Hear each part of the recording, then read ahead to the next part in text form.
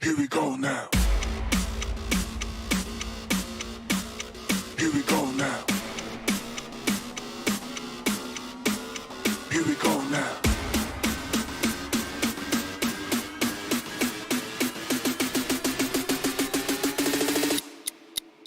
Here we go now.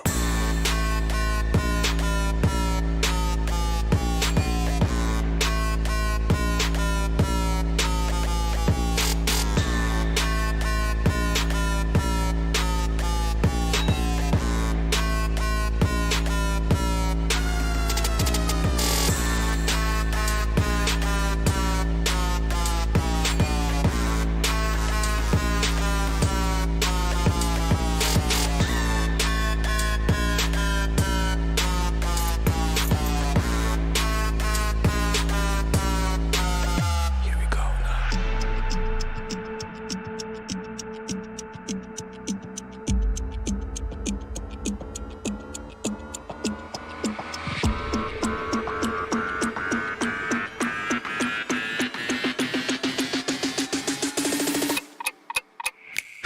now.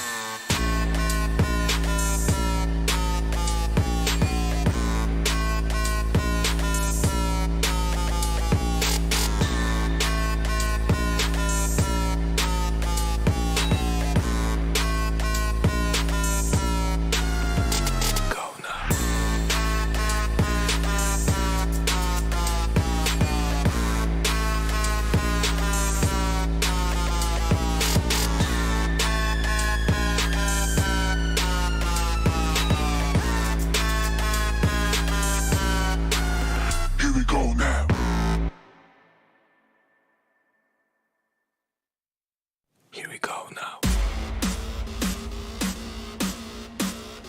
we go now. Here we go now.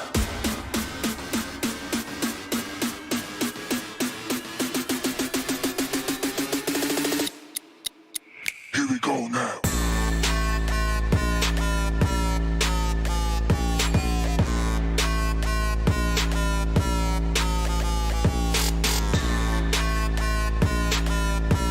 we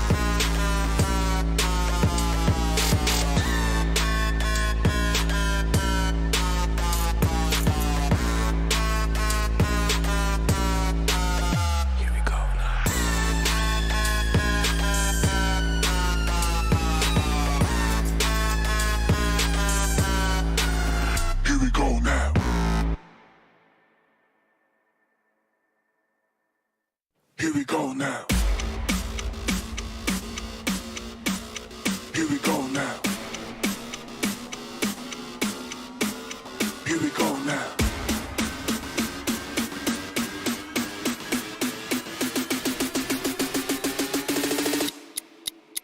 Here we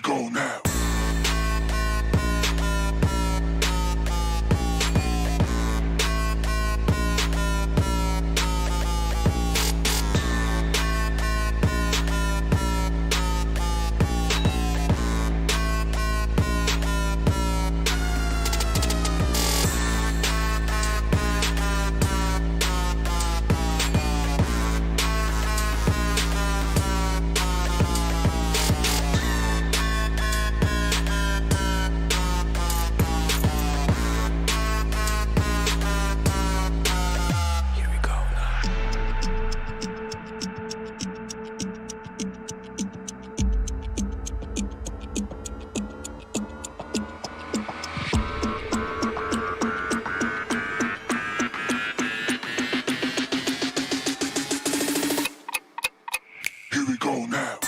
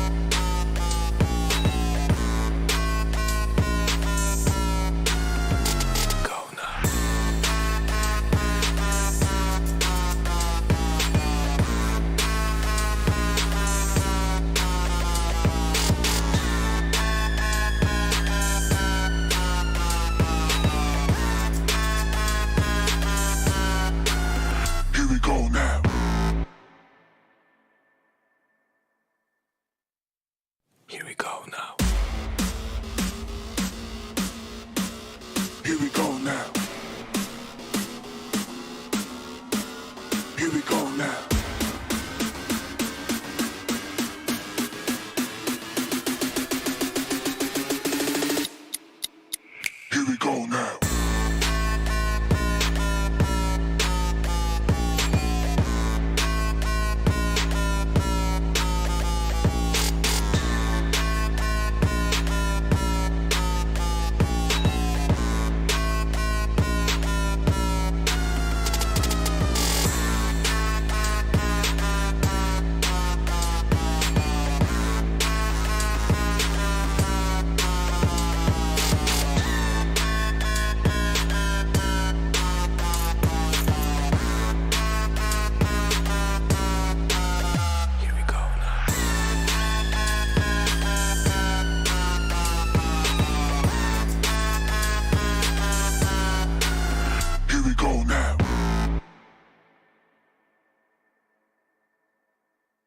Here we go now.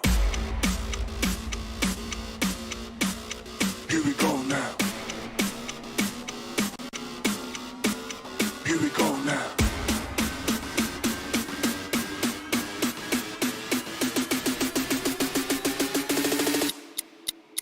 Here we go now.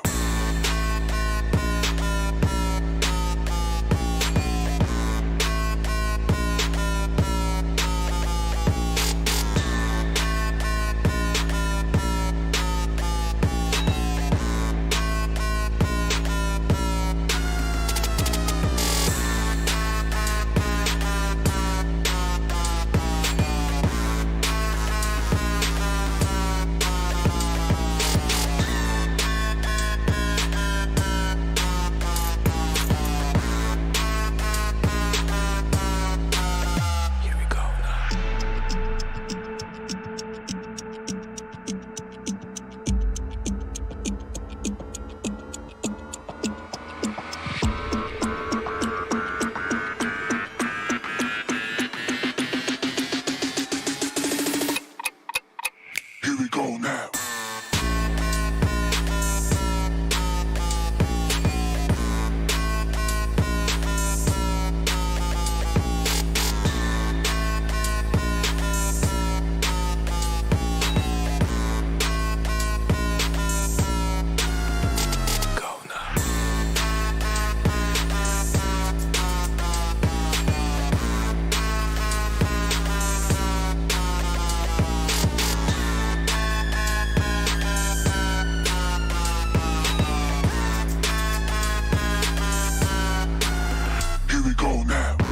Here we go now. Here we go now. Here we go now. Here we go now.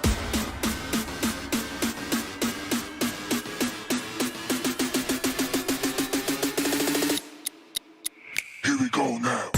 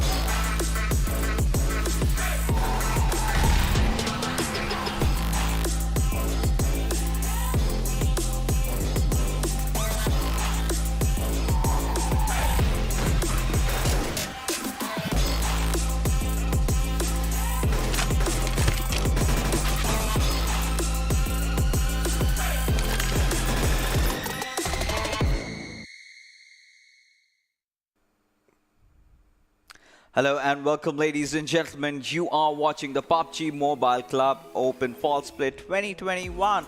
Of course, brought to you by Oppo F19 Pro. Hashtag Woke Up Your Fun. And a huge shout out to, of course, our media partners. That's going to be Nemo.tv as we head on to our day number 2 of the group stages, where we're going to witness teams from Group C and D battling out amongst each other. And of course, joining with me today also is going to be Necro. So how are you, buddy? I'm doing absolutely fine. Just like yesterday, you know, a fresh day, I would say, a fresh start, and of course, fresh groups. C and D coming in. That means not really a lot of known teams. I would say the Clarity are known, and then only much, I would say, the grounders are TUF. We have seen them in the past, you know, TUF especially. They have been playing in the PMCC, also in the NC. So, I mean, of course, TUF pretty much a well-known, but yeah, let's take a look at the tournament explanation now, and let's see how things are really going to be looking like in the future in the PMCO.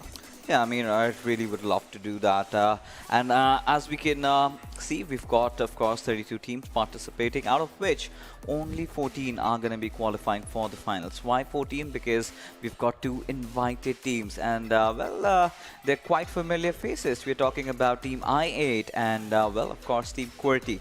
So, of course, it's pretty standard, you know, in the group stages. You've got to play 12 matches each, and then you have 4 matches every day. And today, as we can all see, it's day number 2. So we've got C and D going up against each other.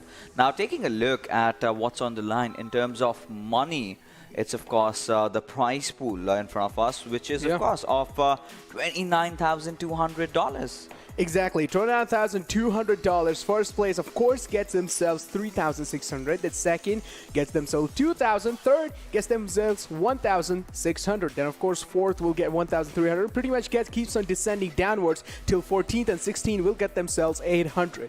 But now this prize pool also brings a lot of pressure on each and every single team that's actually playing inside, especially teams like Clarity, right? Clarity, of course, have had a massive name.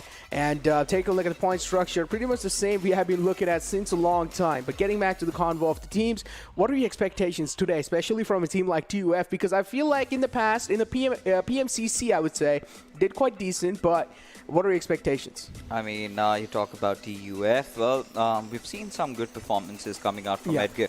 But then again, you know, today would be a day I would really love to see what the big guns have to offer. Well, of course, Team Clarity, you know, coming back with the new name, but the same old players we've seen. I think the former players of Team Bobby, I believe. But we'll have a rather clearer picture as we take a look at the squad rosters, you know, the teams that are going to be participating today, and there we have it. So, of course, you've got Teen Wolf, Zibyan, Khan 420, and Dani. Now, we've also seen the players of Team Star, right? So, I do find MK, I think they were known as Team Lost. Yeah. Now, a lot of teams have changed their names, of course. Now, coming down, we do see another Portal Esports amongst us, Nocto, Insane Joker, and Adil, 4 amazing players. Let's see what they have to offer. And there you have Team IV Esports. We've seen KSF, and so a lot of names are definitely familiar, but I want to see as to how they perform today. Exactly. I would say a lot of names are familiar without a doubt from the PMCC. We have seen them, these lads, you know, kind of do really good. Team Frost as well.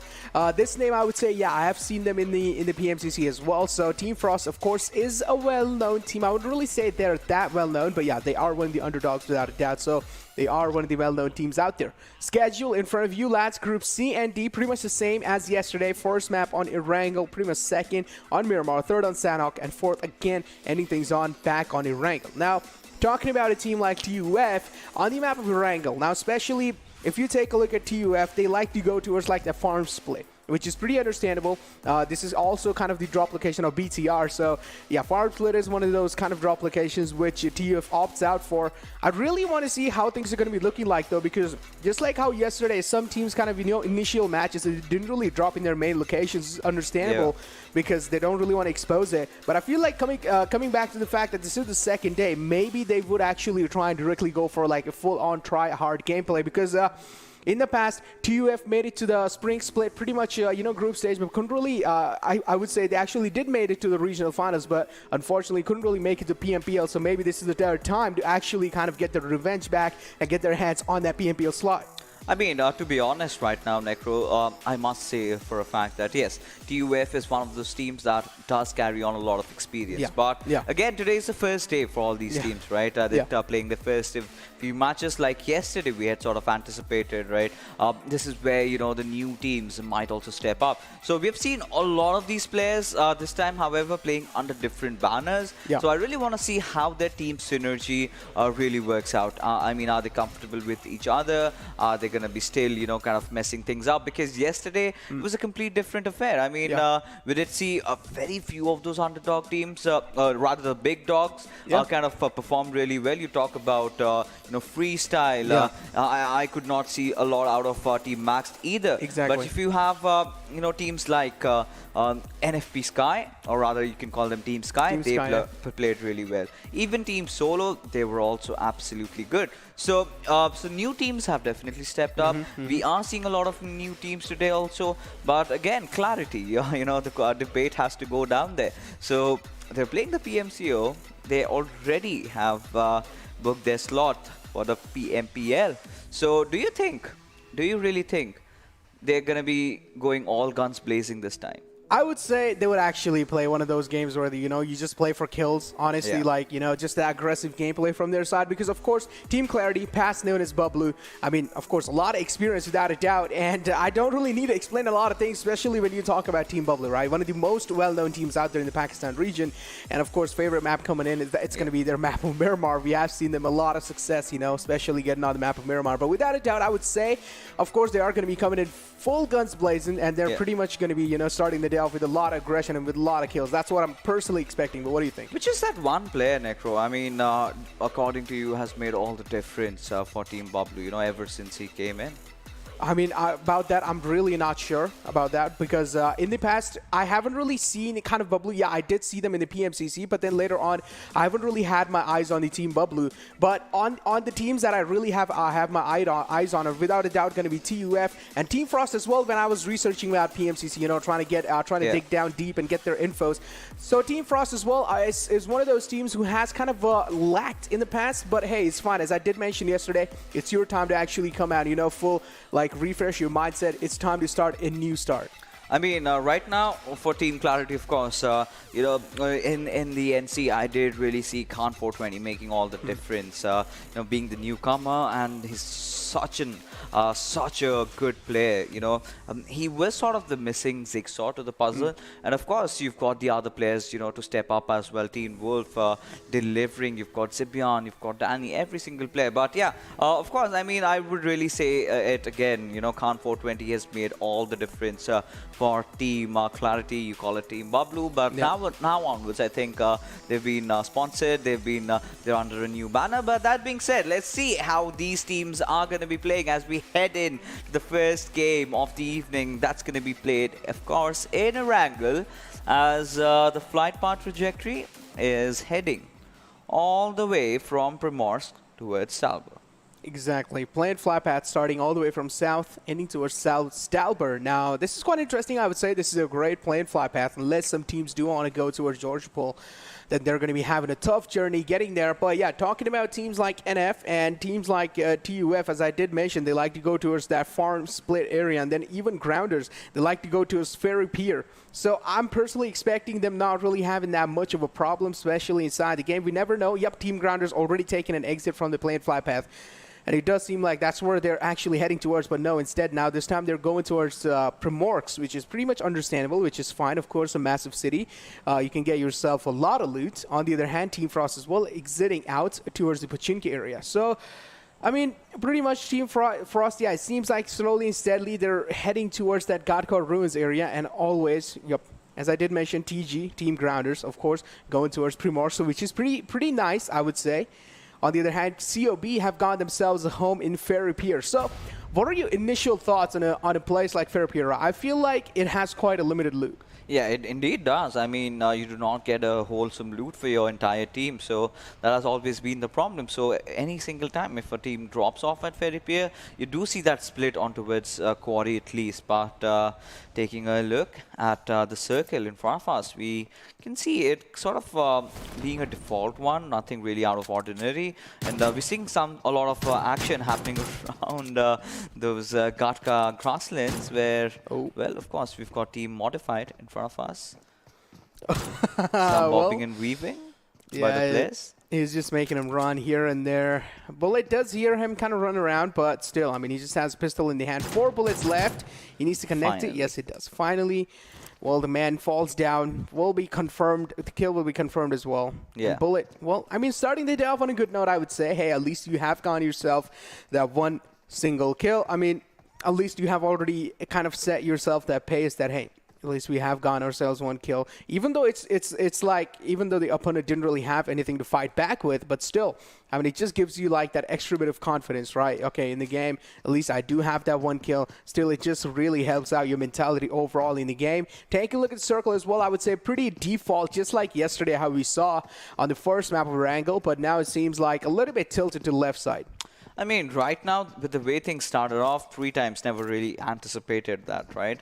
I mean, the way they went off against Modified, I did not have any option. Just this pistols duel, that is what we got to see. And I think apart from those Gatka skirmishes, everyone else has dropped off in their own respective drop locations. Nothing much happening on with certain side, but Zord getting taken down by the players of TUF as Edgar just comes in and sprays him down. So, well, of course, Team Modified did have a good start eventually, but all right. The buggy tires got stuck into each other. Couldn't really make it out, unfortunately. But yeah, Edgar, I mean, talking about this man, has been really good in the past as well. And, well, I mean, in general, in the PMCC as well, Edgar has had a lot of shiny moments. So I do want to see how he's going to be performing, especially considering the fact that this is Group C and D's first day. I do want to see, like, at least the greatness out of these lads. I mean, still never know, though, because as I did say, TUF, in the past, they have went towards far, but this time it really does seem like they have changed quite a lot of things. They aren't really dropping in the place they really like to. Instead, they have changed it up now, and they're pretty much approaching the hospital area. I don't really know why this kind of a drastic shift was being taken from their side. Maybe they do have a little bit of game plan in the future.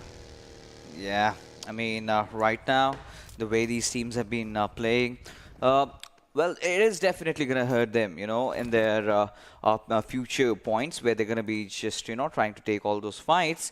But taking a look at Team Frost, so they've dropped off at the Pachinki area. You've got Klaus, you've got Brown, Passive IGL. I remember this one player, and Leo 69. So it's going to be interesting as to how their approach is going to be, because Pachinki Circle, again, this is one of those areas where Team Frost does have a really good footing at. And if they can, you know, get the loot from over here and sort of either take control over the church area, or maybe just go a little bit further and take that squad house for themselves, I think they might just be in a good position either ways. But really, the start of the game, nothing much happening other than that. Now, taking a look at the rather newer teams, we've got crown holders. So, well, they have a claim to be holding the crown. It's going to be really important to see if they can actually do that.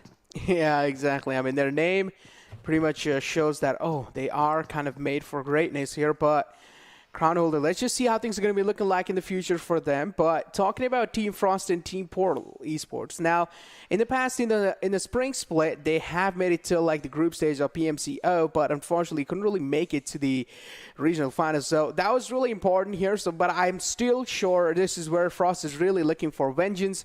And a lot of teams, right? A lot of teams, even yesterday, there were a few teams who like in the past haven't really been able to kind of make it to the regional finals, and this is their second chance to kind of redeem themselves.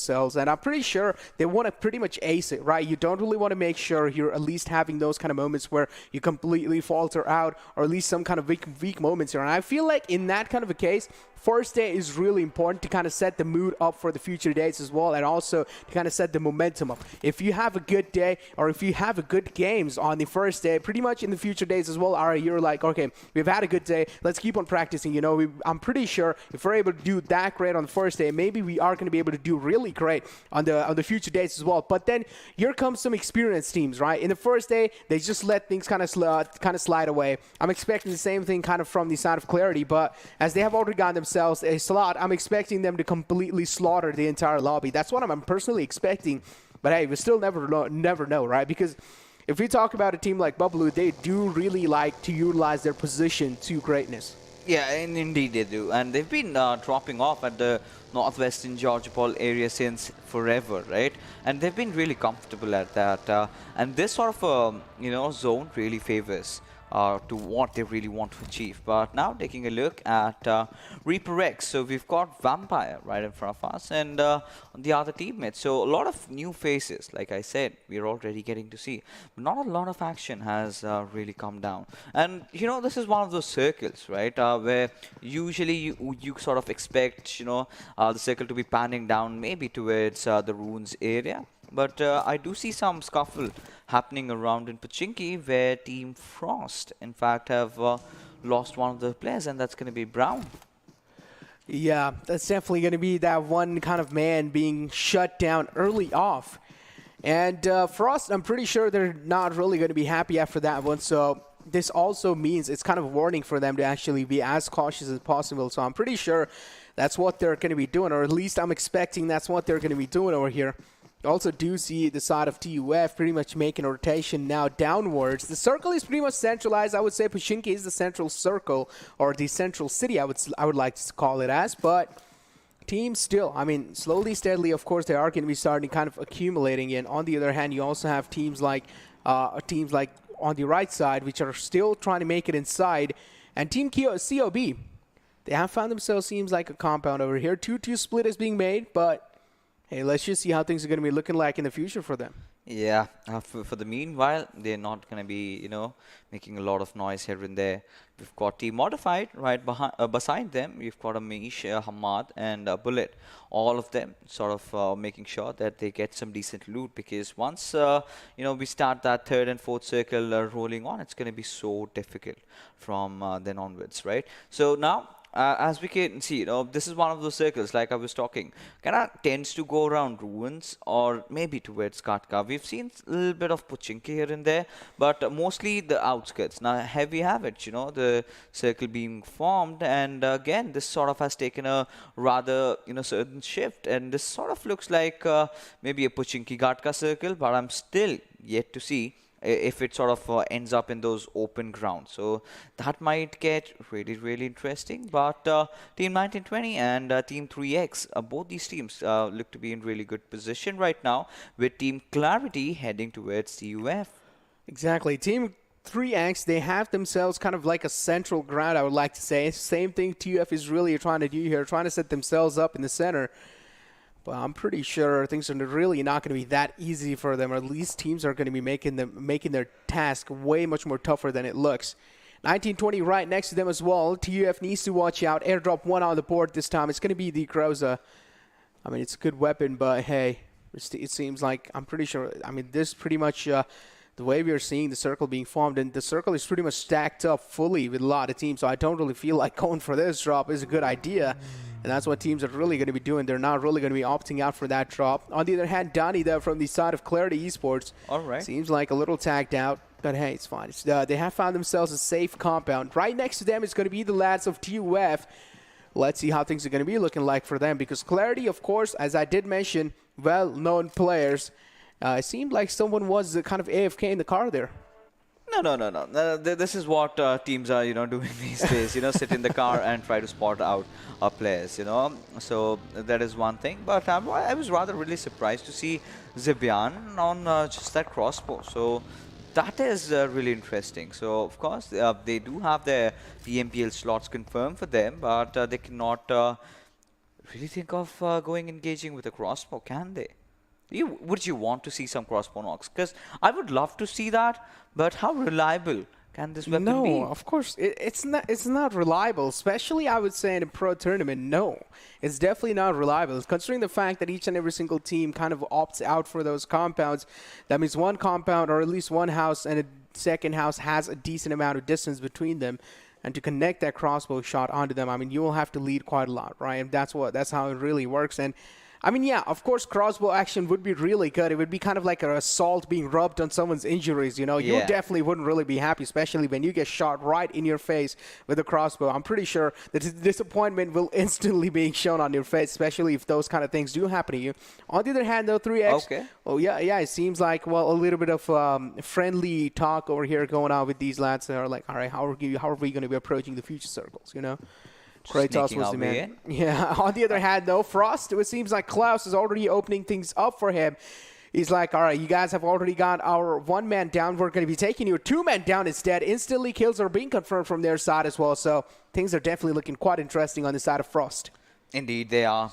Right now, I mean, considering how things have panned out for them, they've already lost one of those teammates. Then now they're getting hurt themselves in a lot of more fights. Of course, the second airdrop is visible in front of us, and that's going to be an AWM. And this is one of those guns we haven't really been seeing a lot of teams picking up. Yeah, I really do not remember the last time I heard an AWM. But now, take a look at this. This is a curveball that we were talking about, right?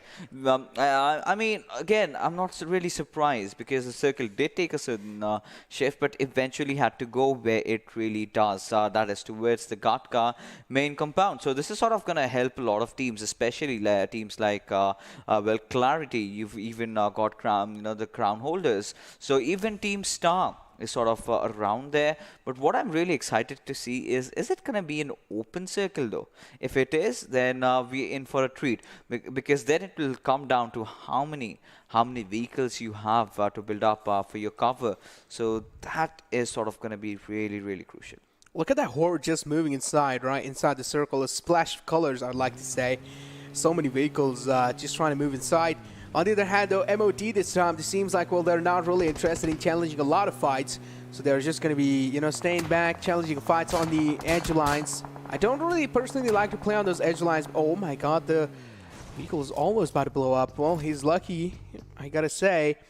Passive has managed to find himself a compound in the nick of time. If he was exposed even for a little moment, I'm pretty sure his vehicle would be exploded in the smithy. On the other hand, the grounders, Hasu has found himself kind of a prey.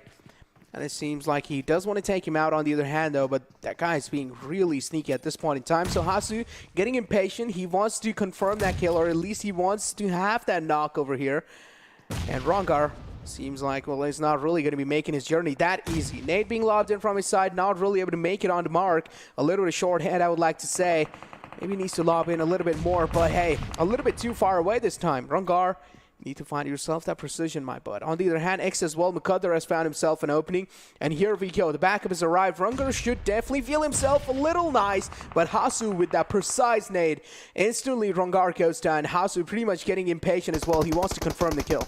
I mean, yeah, Ragnar, at that particular position, he was really caught off guard, and Hasu is going to definitely capitalize on it, and he's going to make sure he gets all those kills for himself. And now, Hasu getting taken down from the back lines, and not just being about impatient, he was way too much in the open, right? Yeah. He got too greedy for those kills, and eventually did get knocked out.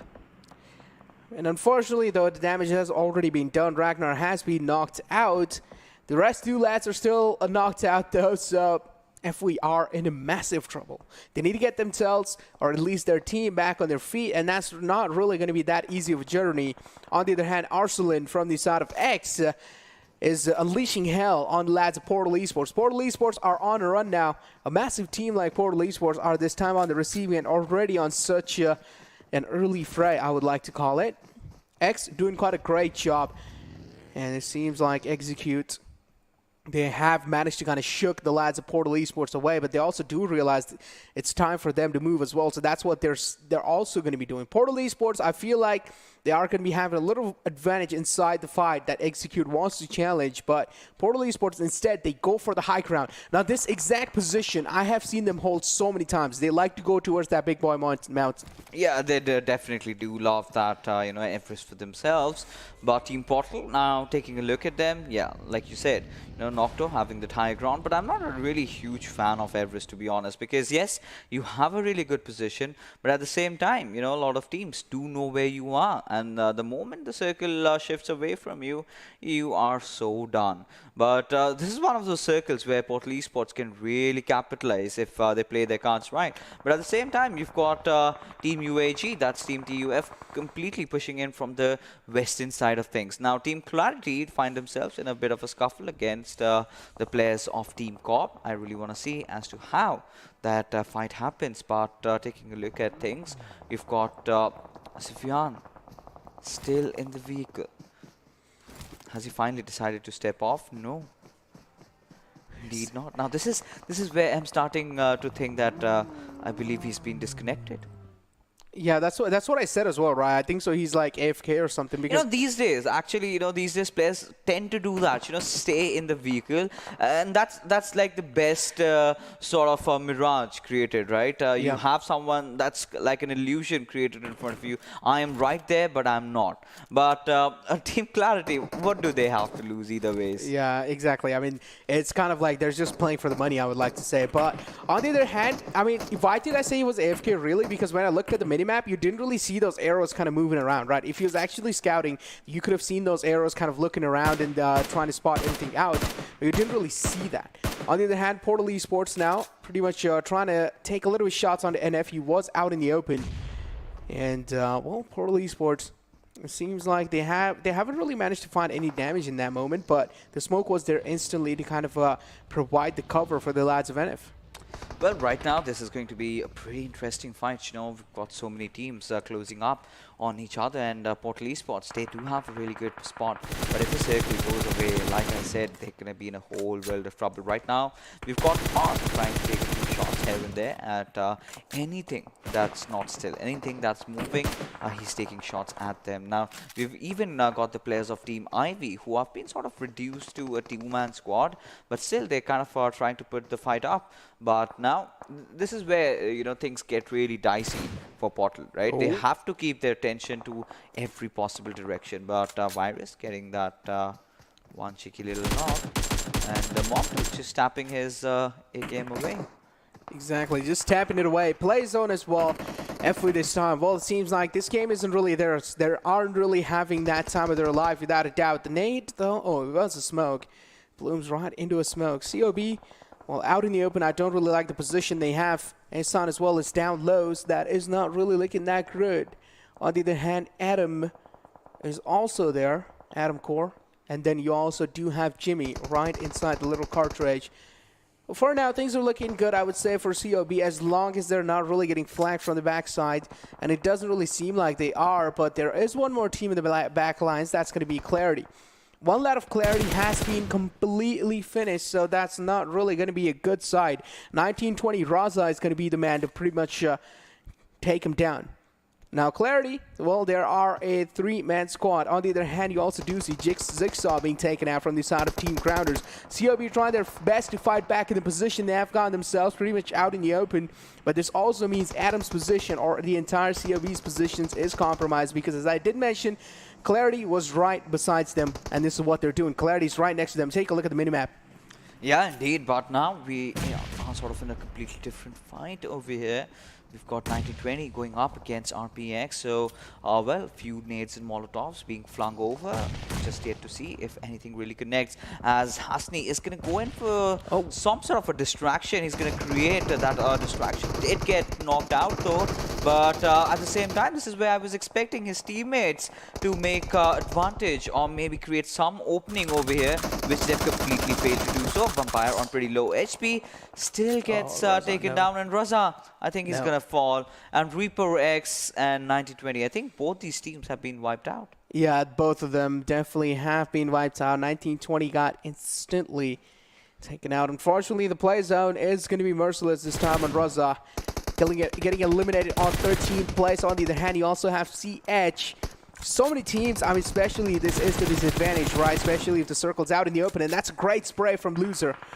Well, it seems like this time is definitely not the one losing anything, as the opponent team is making lose them a lot of HP. On the other hand, so many kills happening in the kill fray there.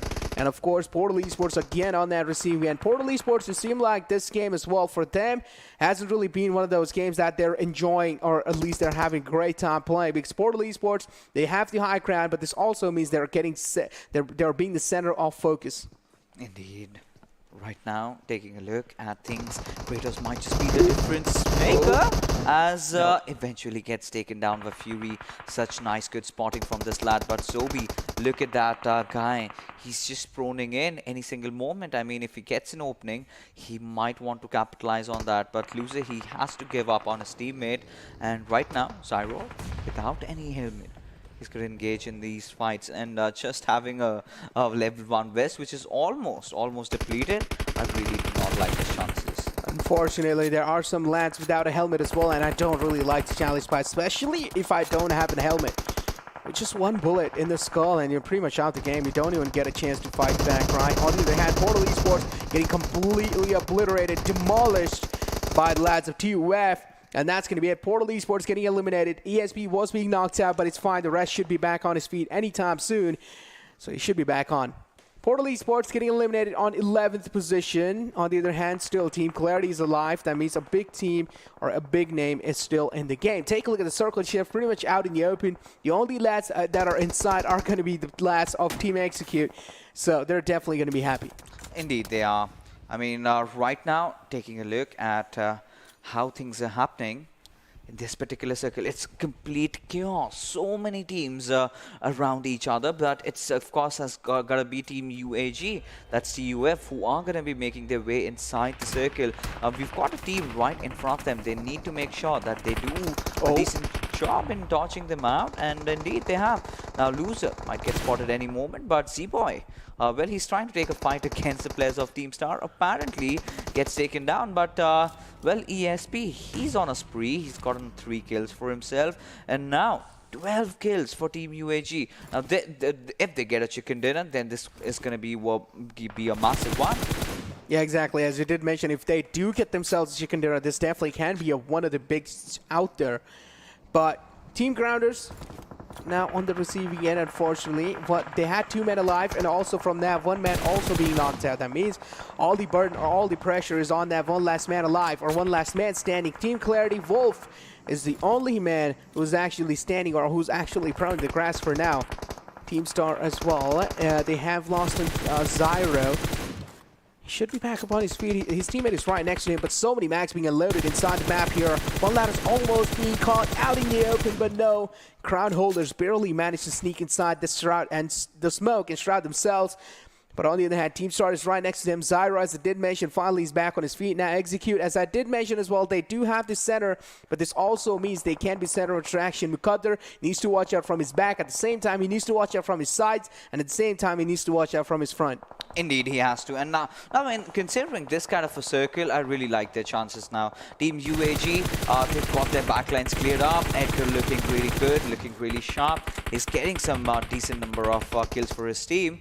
But at the same time, I mean, well, who's there to stop them? They've got all 4 players alive, and they've racked up 15 kills. Now Eraser from Crown Holders. He's done a decent job surviving for so long. One good grenade can end things up for Team Star, but eventually they're going to be taken by Team Grounders, who apparently are a 2-man squad. Team Grounders as well are doing quite a great job, but I would still say TUF have a massive advantage inside this entire lobby, because they still have 4 players alive, if I'm not wrong. Team Grounders, on the other hand, as I did mention, only 2 players. Team Execute with only 1, and then you also have Crown Holders with only 1. TUF, without a doubt, have the massive chance, but we still never know. The tables can be flipped out of nowhere, so you always need to be as cautious as possible. Virus's position being compromised. Eraser pretty much know where he is at this point in time. And Eraser, I'm pretty sure he does want to erase Virus out of the game, but he's just waiting for the right opportunity or the right moment to strike. Mukadder from the side of X finally strikes in, finds himself a knock on the lads of Team Grounders, and this is not really looking good, because the lads of Team Grounders were the only one who could have given a tough fight for TUF to actually win this chicken dinner. Indeed, they can.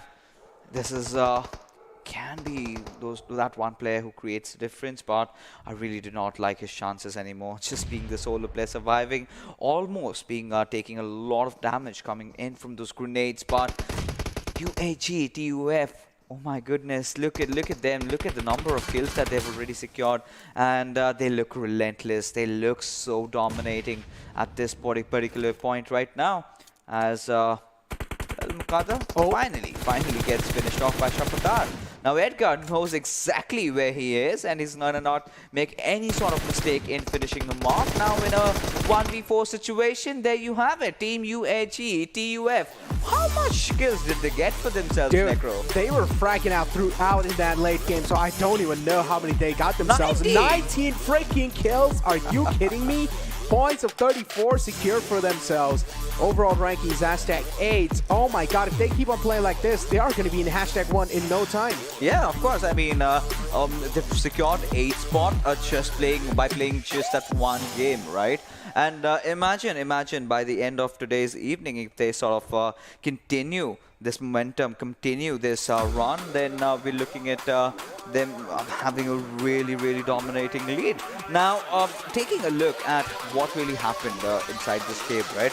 It all came down to the circle yet again, and UAG having that higher ground from the western side. They dealt with Portal Esports, there was another team over there, they dealt with absolutely everyone. Now, you talk about the big guns, Team Clarity, there was a sort of, I do not know, absent from the game, because I did not see a lot of action coming out from these lads, but what really impressed us, I think this first game was 100% UAG TUF show, with every single player rising up to the occasion. Pretty much entered the lobby guns blazing on a good note and ended on a good note as well. And as you did mention, Team Clarity, Team Bubblue, which is Team Bubblue, of course, but they did really seem absent, but I felt like it was on a purpose. I mean, I don't know why, I just had a feeling. I was like, come on, Team Clarity isn't one of those teams who would just let a game slide away right from their hands. So they're like, all right, it's fine, you know, even if Erangel goes away, it's fine, we don't really care. There's still Miramar yet to come, and this is where Team Clarity is like, we have our flag pretty much there on the map of Miramar, and we're pretty much going to be getting it back.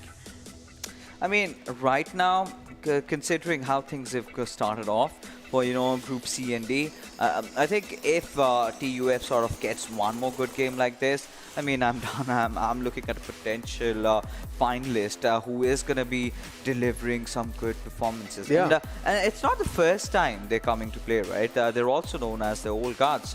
Rather less popular team, but still a team that has been always qualifying for the major events, and now they're here to shine. But let's take a look at the MVP. I'm pretty much sure it's going to be Edgar, maybe.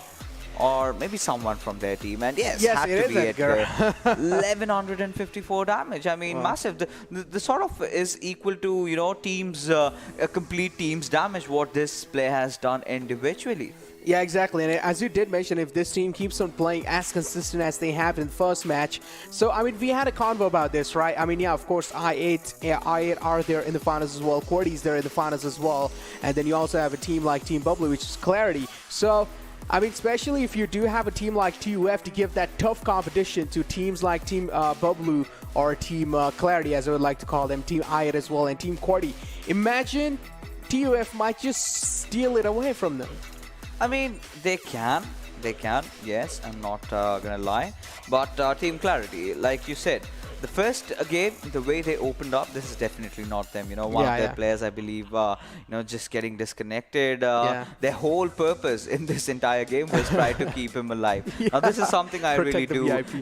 Protect the VIP, protect the president, whatever you call them.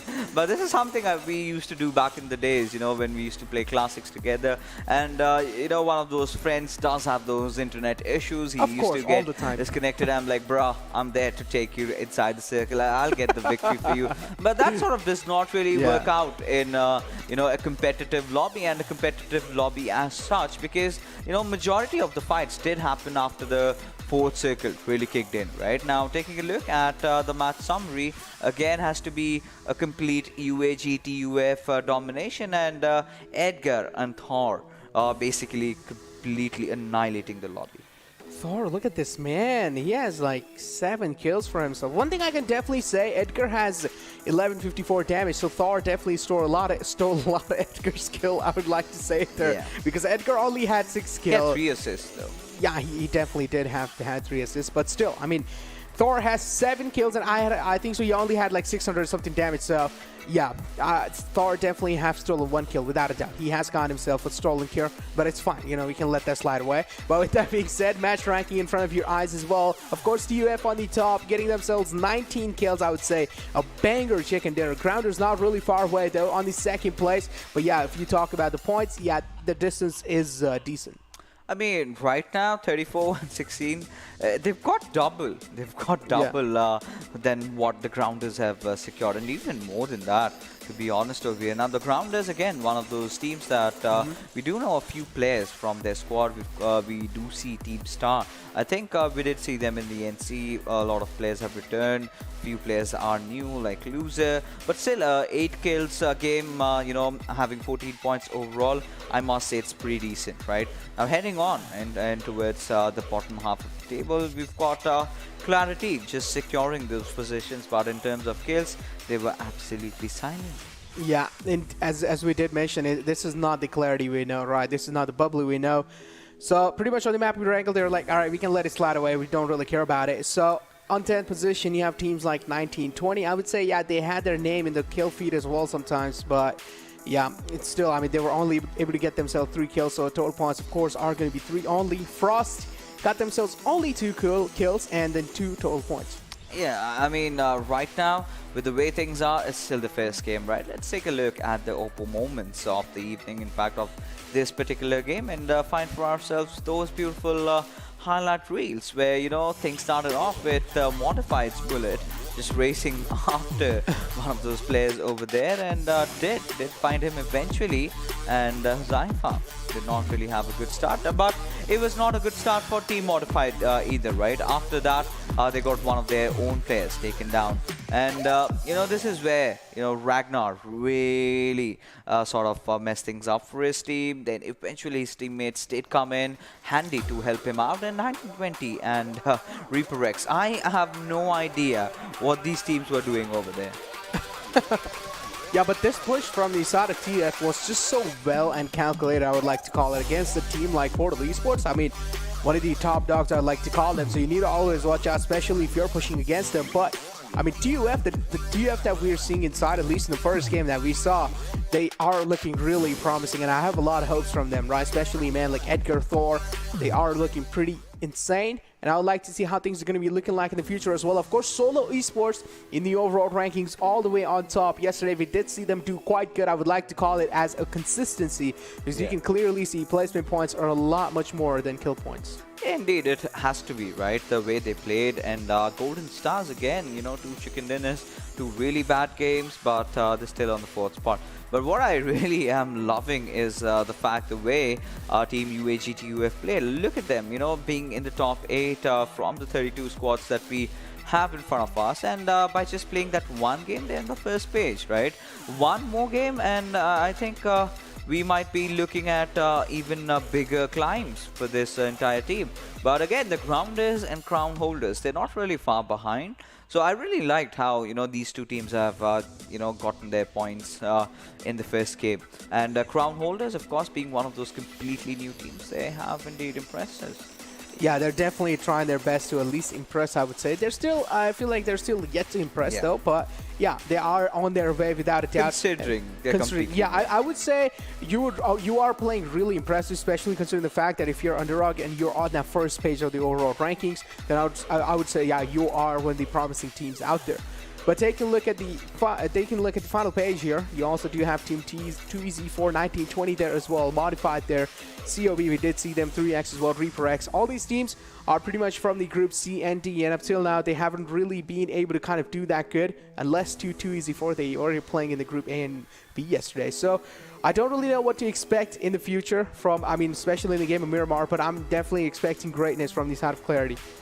I mean, me too. But I really think this tournament is not going to be about clarity anymore. At this point, I've started to realize because again, they're just going to be playing YOLO, right? Yeah. They're going to be playing for the prize money at the very max. But right now, ladies and gentlemen, we are going to be heading for a short little break because coming right after is game number 2.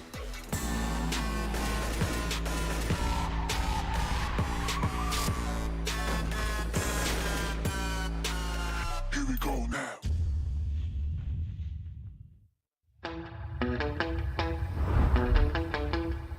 Oh, you're keeping it real. I'm calling shotgun, wanna see my baby run. Oh, what's the word on the sea? Can't get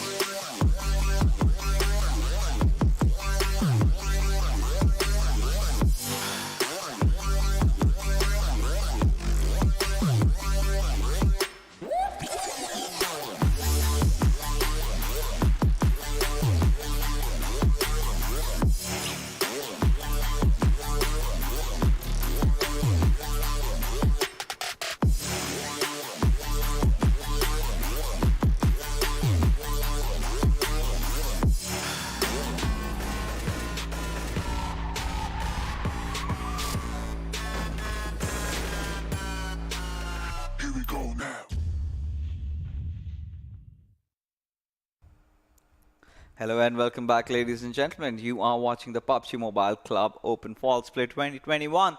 The Pakistan region, of course, brought to you by Oppo F19 Pro. Hashtag Woke Up Your Fun as we head into Miramar. Now, just before we headed into the break, this is where I was, just speculating to not make things about Team Clarity anymore, right? But again, when you head into the deserty lands over there, this is where, Team Clarity really shines. But I really want to see a back-to-back from UAG TUF. The way they have been playing, I've been loving it. I don't really know if we're going to be seeing that back-to-back, though, because considering the fact that there are still big teams out there, we don't really know if we are going to be seeing back-to-back. But yeah, they look really promising. Without a doubt, they looked really strong. 19 kill chicken dinner is not really kind of a common thing, right? It is one of those like rare moments out there. So, of course, I mean, TUF have gotten themselves kind of a name up till now. They have definitely impressed us. But, hey, let's just see if they're actually able to kind of be consistent, right? Because in the past, we have seen one of those teams who actually do kind of get themselves a decent amount of points. But then later on, they just completely falter out. I mean, right now, considering this particular flight path, to be honest, teams dropping off towards those western areas, they're gonna face so much trouble, right? I mean, you talk about areas like El Pozo, you talk about Monte Nuevo, they're going to be so far-fetched. You need to get those vehicles for yourself. But again, I mean, you talk about Miramar, we sort of expect those default circles, which also can be the case today. Yesterday, we did see some things happening around that junkyard area. But what do you predict? I mean, I would really say this might just be a centralized circle. I would really say this might just be one of those defaults. But, I mean, yeah, I would say it is, like, kind of there, but a little bit tilted to the left, to the right side, and a little bit to the north side as well. So, still, the central part is going to be Hacienda in between, and Graveyard as well. It's going to be kind of those centralized cities. On the other hand, in Hacienda, you do see a team like RP going in there, and then you also have TG in the side of San Martin. So I do want to see how things are going to be looking like for all these teams. On the side, though, Puerto Paraiso is where Star have found themselves a home. I do want to see how things are definitely going to be looking like for them, because Puerto, I would say, is one of those cities, like, not a lot of teams do like to go there, but yeah, there are definitely a few teams who do kind of have their drop location as Puerto, because it's, of course, one of those safest out there. It is completely out in the map of Miramar. Not a lot of teams like to go there. On the other hand, yep, as you did mention, Devil pushing out in the open. I don't really know what kind of move is this from his side. I mean, really, to be honest, just getting that one knock and still managing to push on towards those casino building, that's going to be so much interesting. But till then, I think the revives will, of course, be there. So for Vipers, they are nevertheless still wanting to make the move. Now, this is going to be so difficult for Vipers from here onwards, right? Because UNB and BF have the better of the positioning over here. All they need to do is sort of get that HP back up on one of their players, and after that they could take the fight. But Devil just trading a few bullets here and there, and it's a 3v3 situation right now with a lot of knocks happening. And Ragnar again coming in from the backlines, gets taken down as Deadshot. He's just gonna spray things down up until the point he's gonna wipe out the whole squad. So Team UNB and F off to a really, really good start. And for Vipers, they really need to start understanding for a fact that these are not classics. Even in the Gatka fight, they did something really similar, and again, they've paid the price. Exactly, but I mean, they did come out on top in that fight. So you did mention they need to understand, Viper needs to understand that these kind of things aren't really kind of the things that you need to realize. This is not just a normal competition. This is one of the top tier tournaments. So you want to make sure you're being really safe in these kind of moments. On the other hand, you also have Zod from the side of Modified. Now Zod does hear a lot of footsteps coming in forward. He does have the Tommy gun in his hands. He wants to find himself an opening, but that's not really going to be given that easily. Zod is making, or at least giving away, quite a lot of footsteps. That also means his position has been compromised. But 3X as well, they do realize pushing Zod means can be an invitation to death just like that, because Zod definitely has an advantage. All he needs to do is just hold down the staircase. On the other hand, when 3X decides to push in, they do know they might just get completely shredded. There is one more teammate alive from the side, or at least next to him. That's going to be Amish, which is right next to Zod. All right, so Kaizen, well, we've got to see if you can actually connect those Molotov. Now, I really, I'm kind of hesitant about that left peak Molotov, right? Usually, more than often, it sort of just hits the wall and ricochets right back at you. So he's got to be really careful when he is trying to lob that, because you do not want to be taking some damage which has been incurred by yourself. But Zod is trying to just get a better angle, but still staying low ground is not going to help his cause. Now, Team Modified, the way they've been playing, I mean, they had a good start. Eventually, this is again a revenge time, a face-off. This time, Amish and Zod, both of them present, and Huzaifa, he would want to get a few kills for his for himself. He was the man who actually got taken off early off, you know, in that previous Erangel game, and pretty sure at this point he doesn't want it. He doesn't want the same thing to happen himself, so that's why he's really playing things out safe here. Kaizen still alive in that little warehouse. I don't really know how things are going to be looking like for him, though, but Amish and Zod definitely do have a crossfire set up for themselves. As soon as any of the lads of 3X decide to kind of come out there, they're going to be instantly shut down. And you also do see Bullet approaching that compound here. I can tell one thing, that Modified, without a doubt, are thinking to push this entire compound, and this is where 3X might just have a lot of trouble. On the other hand, I'm waiting for 3X's backup as well, because it still haven't arrived. And they need a backup as soon as possible. They need it ASAP, and if it's not really there, then of course problems are going to be knocking their doors anytime. Indeed, it will be, because right now, taking a look at Team Modified, you've got players, you know, it's sort of a stalemate right now in this particular situation. Now, I really want the players of 3X to be making a movement over here, and Bullet are right out in the open now, will be taking some hefty amount of damage, but their trades have been given onto its Kaizen as well. So Hamad and Zon, they're going to be finally going in for the push, as Amish will of course get that knock onto its Kaizen. But Huzaifa does find out Hamas as a trade-off over there. Now, Bullet also being one of those players alive for his team. So it's a kind of a 2v2 situation. But look at Z-Boy. Where on earth is he? Oh my god, look at this. The nade is ready. And oh my god, what a heroic kill. At 3X, wow. These two lads. I mean, Kaizen was being knocked out, but gotta say, Cypher has been doing such a great job up till now. Just completely obliterating the entire squad of Modified. And look at this, one last man's alive. Bullet is going to be the last man, but he's still trying his best to hold on into that compound. But finally, he will be shut down as well. And take a look at Huzaifa, the confidence, the amount of confidence this lad is showing inside this entire fight. It was absolutely insane. Even though he was down on low HP, he still pushed against him and completely kind of put the final nail in the coffin there. I mean, right now, this entire fight, again, I really felt Team Mod could have done so much more in that particular fight, right? There was no requirement to push in like that. I mean, they were completely caught with their pants down, multiple angles being there, and yes, Huzaifa dealing death from up above, you know, that kind of a jump coming in. That, look at the cojones on that lad. He knew that he could get it, and finally, you know, revenge has been taken for 3X. So, of course, they did lose out on Kaizen though, but again, 4 kills is something that they definitely can live with. That being said, the first airdrop coming in, and it's going to be a Grotza. It's definitely going to be a Groza here. Of course, the first airdrop on the map.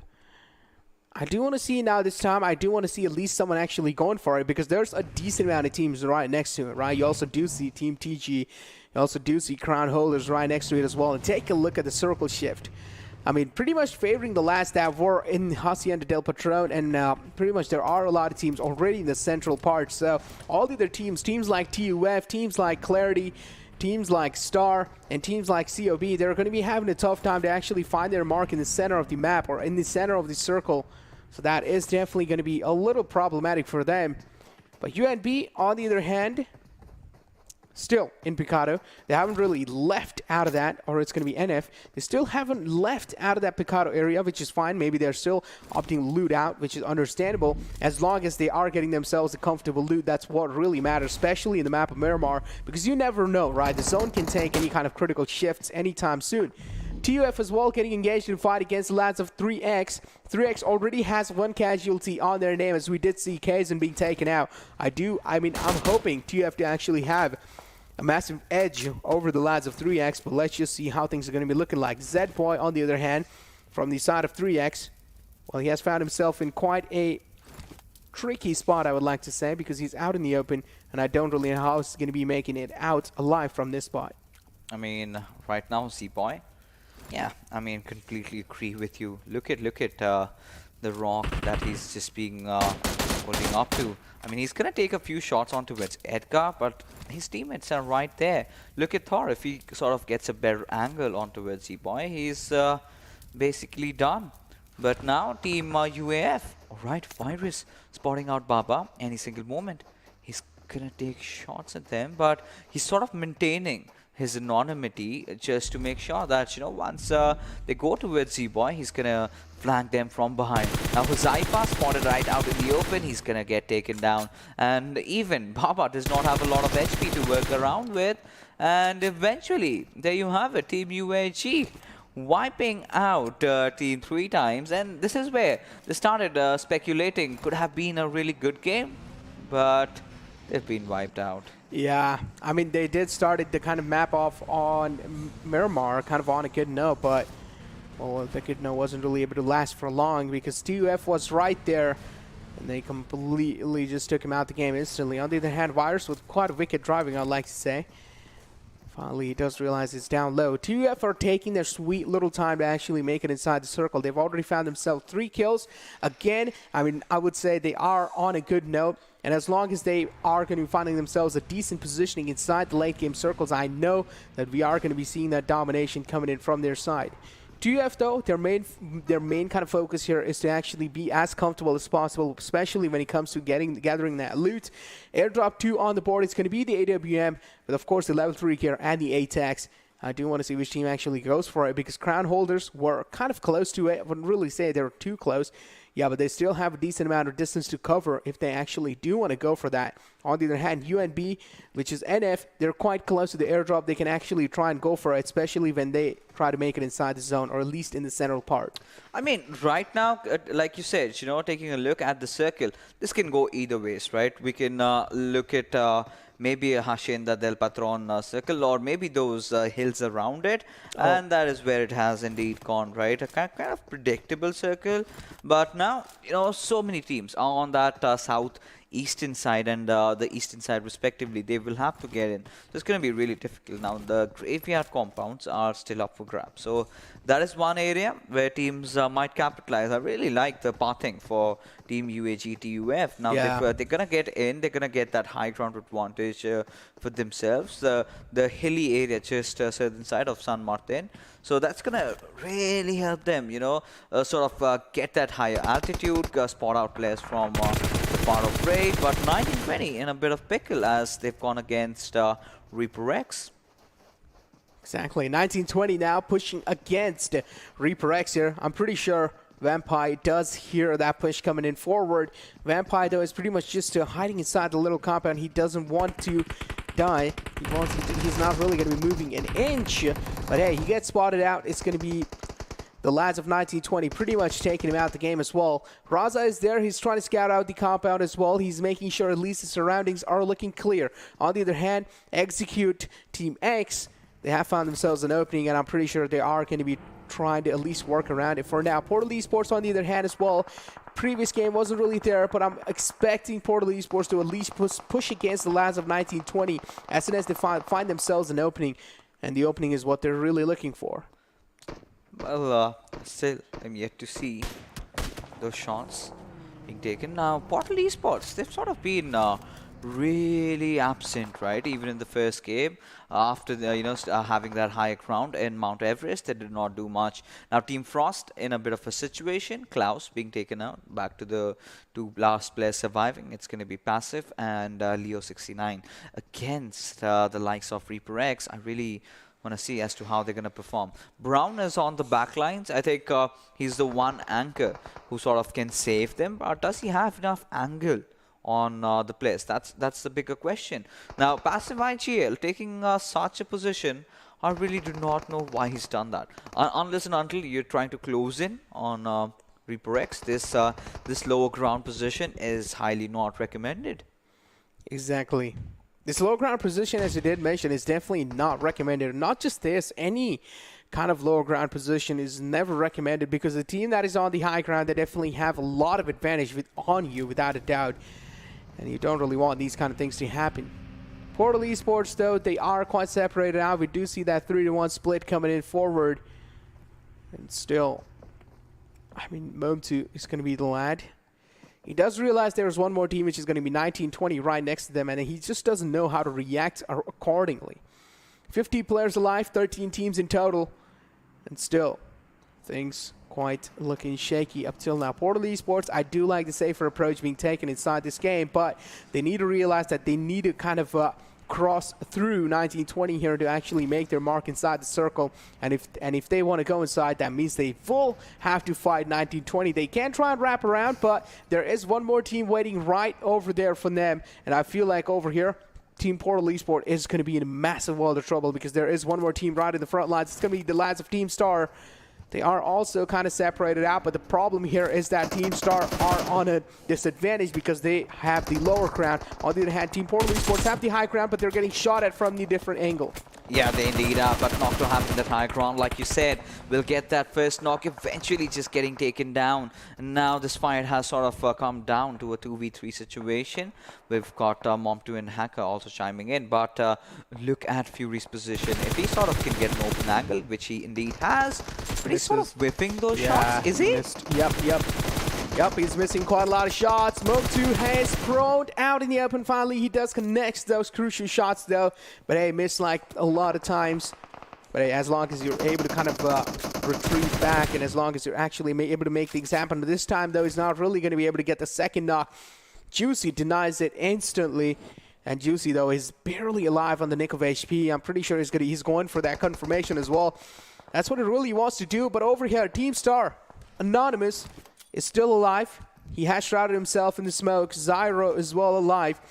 And now Zyro, it seems like he's not really interested in kind of carrying forward the fight anymore. Instead, he decides to back off, which is a mature move, I'd like to say. But still, Anonymous getting caught off guard out in the open. Momtu is not going to let them go away. And how can you forget about a man like Momtu, right? He has been having such an incredible past.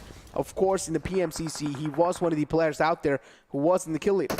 I mean, right now, his position, that was horrible, right? I do not care. I mean, yeah, of course, he had his past glory, and he just survived with the whiskers. I mean, his teammates did do a really good job. Had made no sense to prone down right out in the open. And you have those, tingly reflexes, you tend to do so. But eventually, that's quite something that I would never recommend. But Team Frost just heading on towards the players of Reaper X. Well, will eventually get a knock, but gets traded right after. But Venom and Qayyum, it's going to be interesting as to how are they going to fight their own fights over here, as Qayyum does get locked down, and Brown is just going to rampage through all these players. And there you have it, Team Execute. Well, they've gone down. Execute faltering out the game. Team Frost is going to be the one to actually take him out the game here. 12 teams alive, 41 players in total. Shapatar from the side of Team Grounders have managed to find himself an opening with that beautiful nade. Just want to see how is he going to be able to capitalize on it in the future rounds as well. Crown Holders have gotten themselves a visual on the lads of Portal Esports. Portal Esports right in the front lines. But again, not really any kind of clear visual to kind of continue the domination or to kind of rain down bullets onto them. On the other hand, TUF, one lad has been knocked out. I don't really know if the rest is going to be there, though, because Edgar is quite far away. And take a look at this circle shifty out. There are definitely a few compounds out there, but to get to that, you will have to go through hell. you indeed will have to go. There's no other choice. But Zyro, you had a choice, and you decided to just burn yourself out. I mean, this is again Team Star getting knocked out at the 11th spot. Something that they would have never wanted for themselves. Now moving on with this game, we've got Nocto being knocked out right in the open. Hacker will of course come in and try to save this lad. Considering how this zone has shifted, sort of looks like an open area. The northern side having those little bit of hilly, you know, just those hilly altitudes for the teams. And now, I mean, Team Clarity have done a really good job surviving for so long. Now, Team UAGTUF, again, all 4 players alive, having already secured 3 kills for themselves. Will be spawning out Hasu from the back lines. Did take a few shots at them, but eventually decided that it was too far. But Thor deciding to just push up on a squad, and a squad like Team Clarity. Now, this is a fight that I really want to happen right now. Yeah, exactly. This is definitely a good fight. Thor does realize there's one more. That's beyond. Locked in that nade right next to him as well. Hey, but hey, he does manage to find himself. Look at that. Oh no, Pixel being spotted out. Edgar peeks out in the open, the confidence.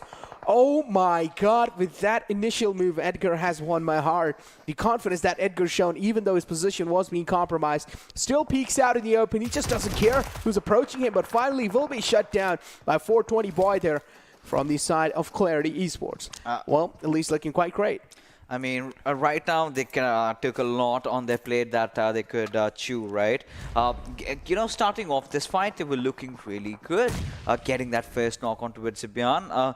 But eventually, the moment that nade was being cooked and it was right delivered on their face, and Edgar, that move, I do not know. That sort of really made no sense, considering he just went outright in the open. Rather, all he could have done was kept himself alive, just staying behind the trees for a little bit longer, dropped a few smokes, tried to get himself out. But UNBNF getting the better out of Brown. Now 2 last players remaining for Team Frost, as they are fighting to survive. They are definitely fighting to survive. On the other hand, 420 boy again getting himself another knock there. NF now, they have managed to find themselves in the opening. Team Frost are in a massive pickle, I would like to say.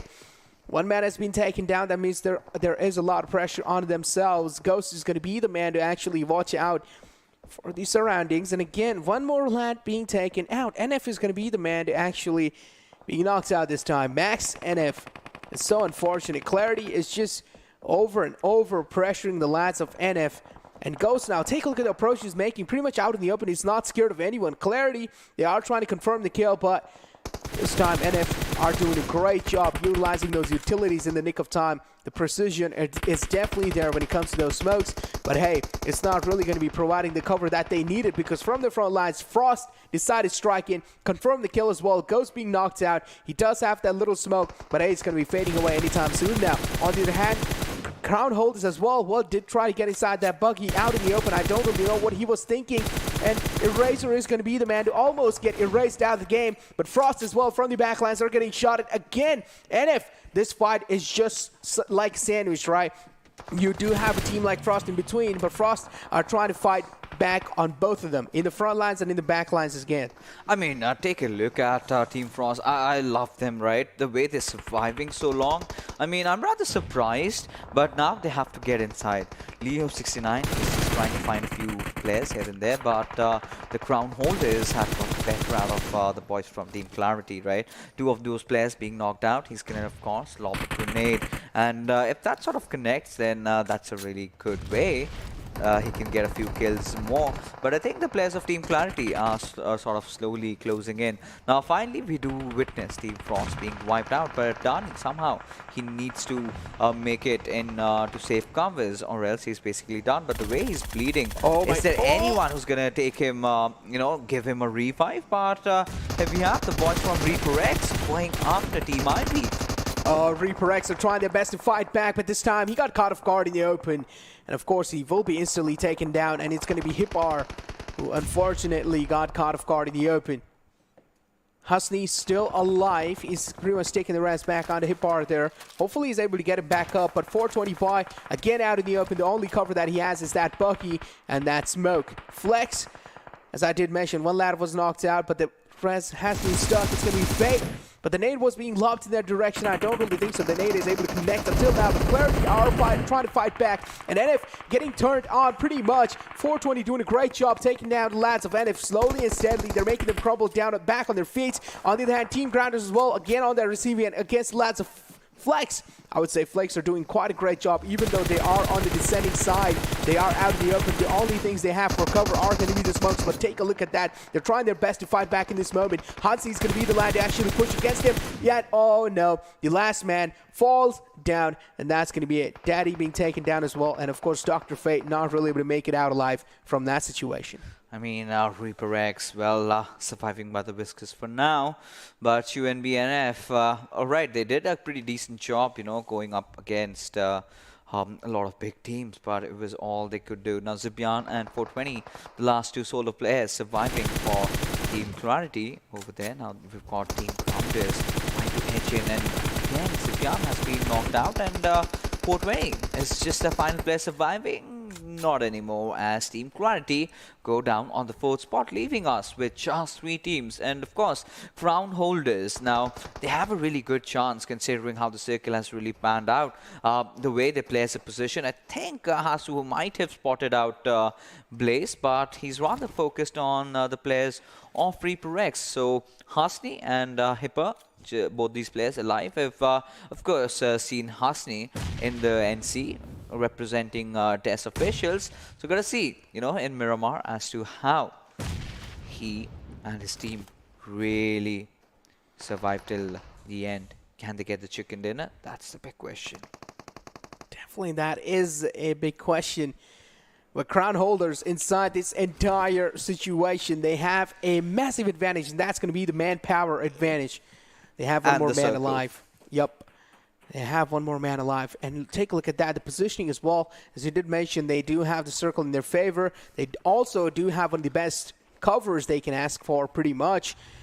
I was hoping that Clarity would be able to kind of seal the deal on the map of Miramar. They did make it till quite far, but unfortunately weren't really able to make it in that final circles. They did get caught off guard out in the open though, but this time Grounders are getting shot at from all the other directions.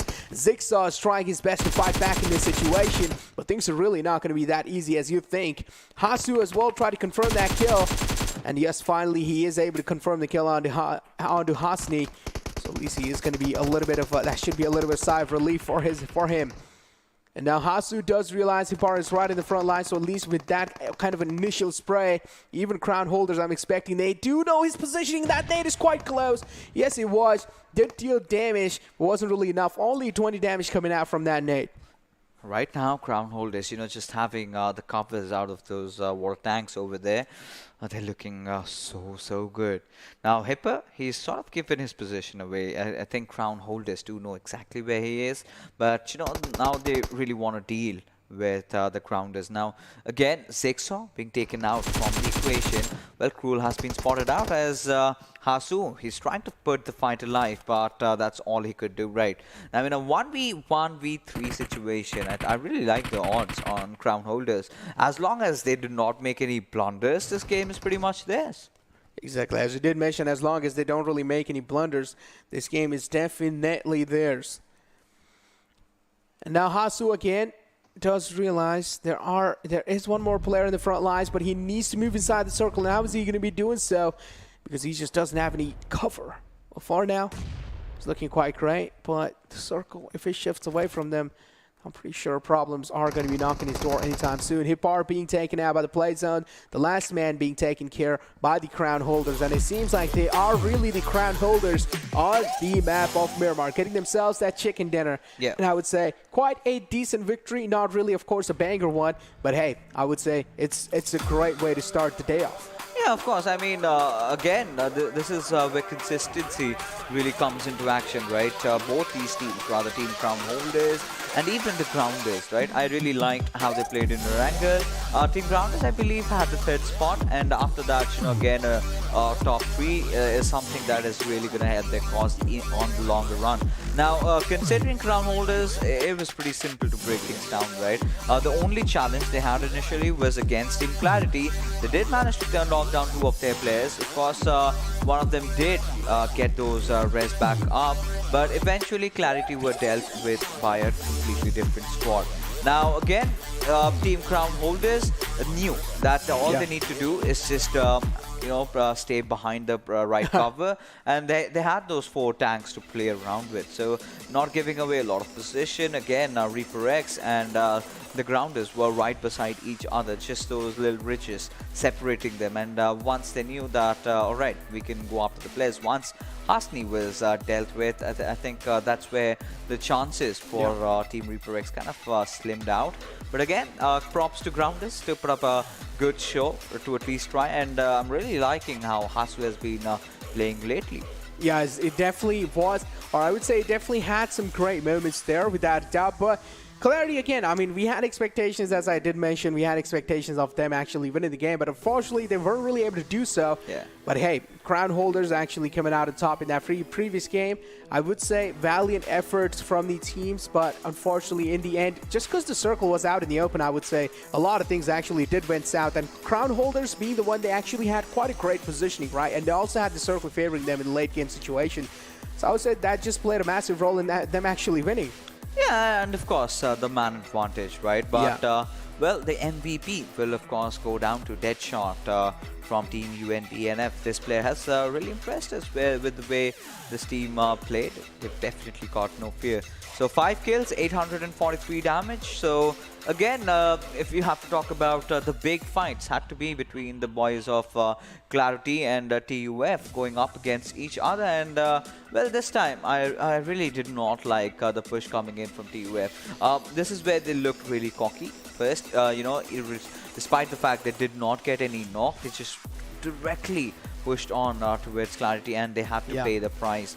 Now, Zibian had to play a really crucial role in that one particular fight. But again, the grounders, Zigsaw, he's doing a pretty decent job, racking up those kills for his team. And the same goes for Cruel from Crown Holders. Exactly. Match summary in front of you, lads. And UNB Deadshot, of course, we did see this man with the highest kills inside the entire game. Cruel OP again from the side of Crown Holders. He got himself 322 meters. Oh, that's pretty long distance kill, I would like to call it. Deadshot again with the highest damage. You have Hasu with 12 most utilities used, and then you have Hasu again with the maximum assists. Pretty much we can't say it, right? He did quite a great job supporting his teammates in general, and the grounders, try and get themselves at least towards victory. I would say, yeah, the score has tied up. And, well, grounders tried their best to actually make their mark, or at least get that chicken dinner. But hey, they have tied up with the winners anyways. I mean, they indeed have, right?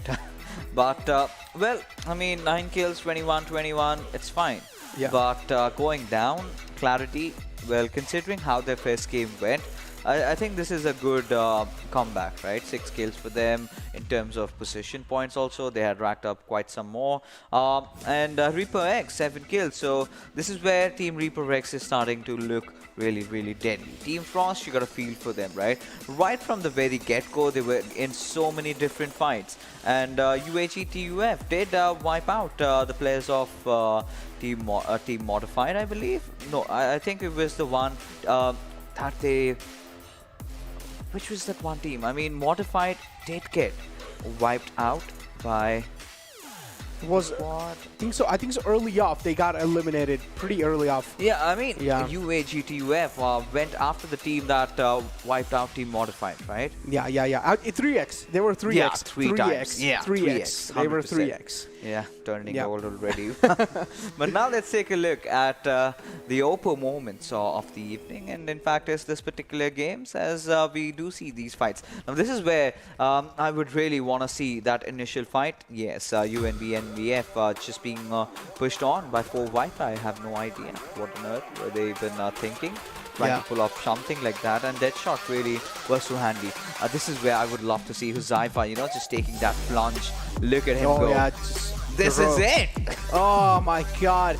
It actually looked quite stylish as well, right? It was just like one of those moments where you do see like death approaching you right in front of you, and you just can't really do anything because you have a nade in your hands. You can't really fight back as well.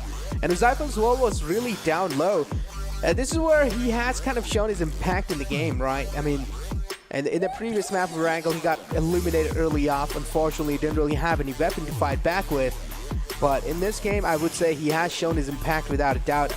I mean, he pretty much single-handedly eliminated out the entire squad of 3X. But yeah, things really went like this. Frost as well tried their best to kind of fight back. And this nade from his side, though, he cooked it to perfection, right? And you know, as soon as he lobbed in, it was pretty much going to be blasting it right there. Instantly decided to go back in the cover. That's why he did manage to kind of stay alive. Reaper X as well in the end tried their best, but yeah, again, it just ends back on this note, or ends back on this situation where crown holders got themselves that chicken dinner. TUF, again, if we talk about the consistency factor, not really there. Yeah, I mean, first game, really good. The next game, they kind of just got overwhelmed, right? Yeah, I think that's the only word I can find. You know, you're going up against a team like Clarity. Of course, you do not know which is the team that you're up against with, considering those recent changes where you, where you knock down a player and it shows that he's of so-and-so team name, so-and-so player, and the team name is apparently hidden. So you do not know until and unless you're wiping him out. So being completely oblivious and still, just pushing without any knowledge, I did not really find that good. But apart from that, could not get to see a lot out of Team Ivy as well. And in fact, I'm rather surprised as to why they're not having KSF come online for them, considering how good a player he was when he played for Team Envy. Exactly, as you did mention, he was quite a fantastic player, but now getting our eyes back on the overall rankings for Viper, as you did mention, quite an aggressive push, I would say. Yeah, well, they did try to their best. In total points as well, I mean, 2 games, the only number I see in their scoreline is going to be those matches played, and the rest will be pretty much 0. That's so unfortunate from their side. Again, I would say that approach in that first fight was pretty much like us playing a normal ranked game or a normal casual game, right? Yeah. This is what we do. As soon as we get the first knock, we're like, all right, just guys, going forward. I've found the opening. It's our time to actually go and aggressive forward. And then later on, you just let the fate decide, right, what happens and what not. This is pretty much the same thing happened with Viper. And as I did mention yesterday as well, especially when you are approaching a building, use those nades, use those utilities, because they're so crucial. And they did not do any of that, right? Just got that first knock, went heading in, and eventually just got demolished by UNB over there. But regardless, I think we are finally done with our map of Miramar right now. We're going to be heading in for a short little break, because coming right after is going to be the map of Sanhok.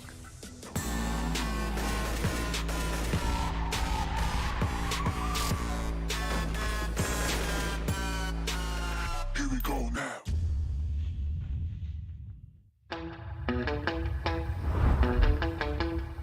Are you keeping it real? I'm calling shotgun, wanna see my baby run. Oh, what's the word on the sea? Kicking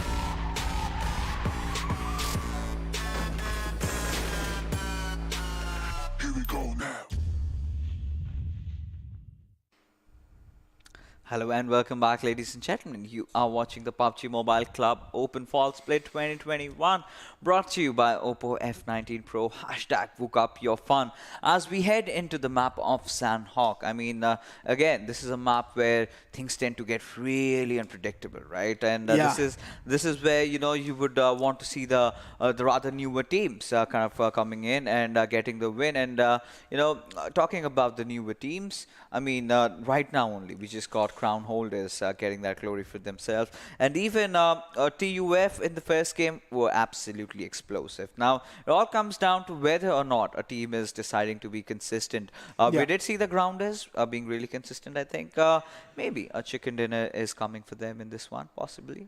Maybe, yeah. I mean, there's a maybe there. We don't really know how things are going to be looking like. Yeah, they are looking really promising, though. They are one of the invited teams, without a doubt. So, yeah, they're definitely looking really promising.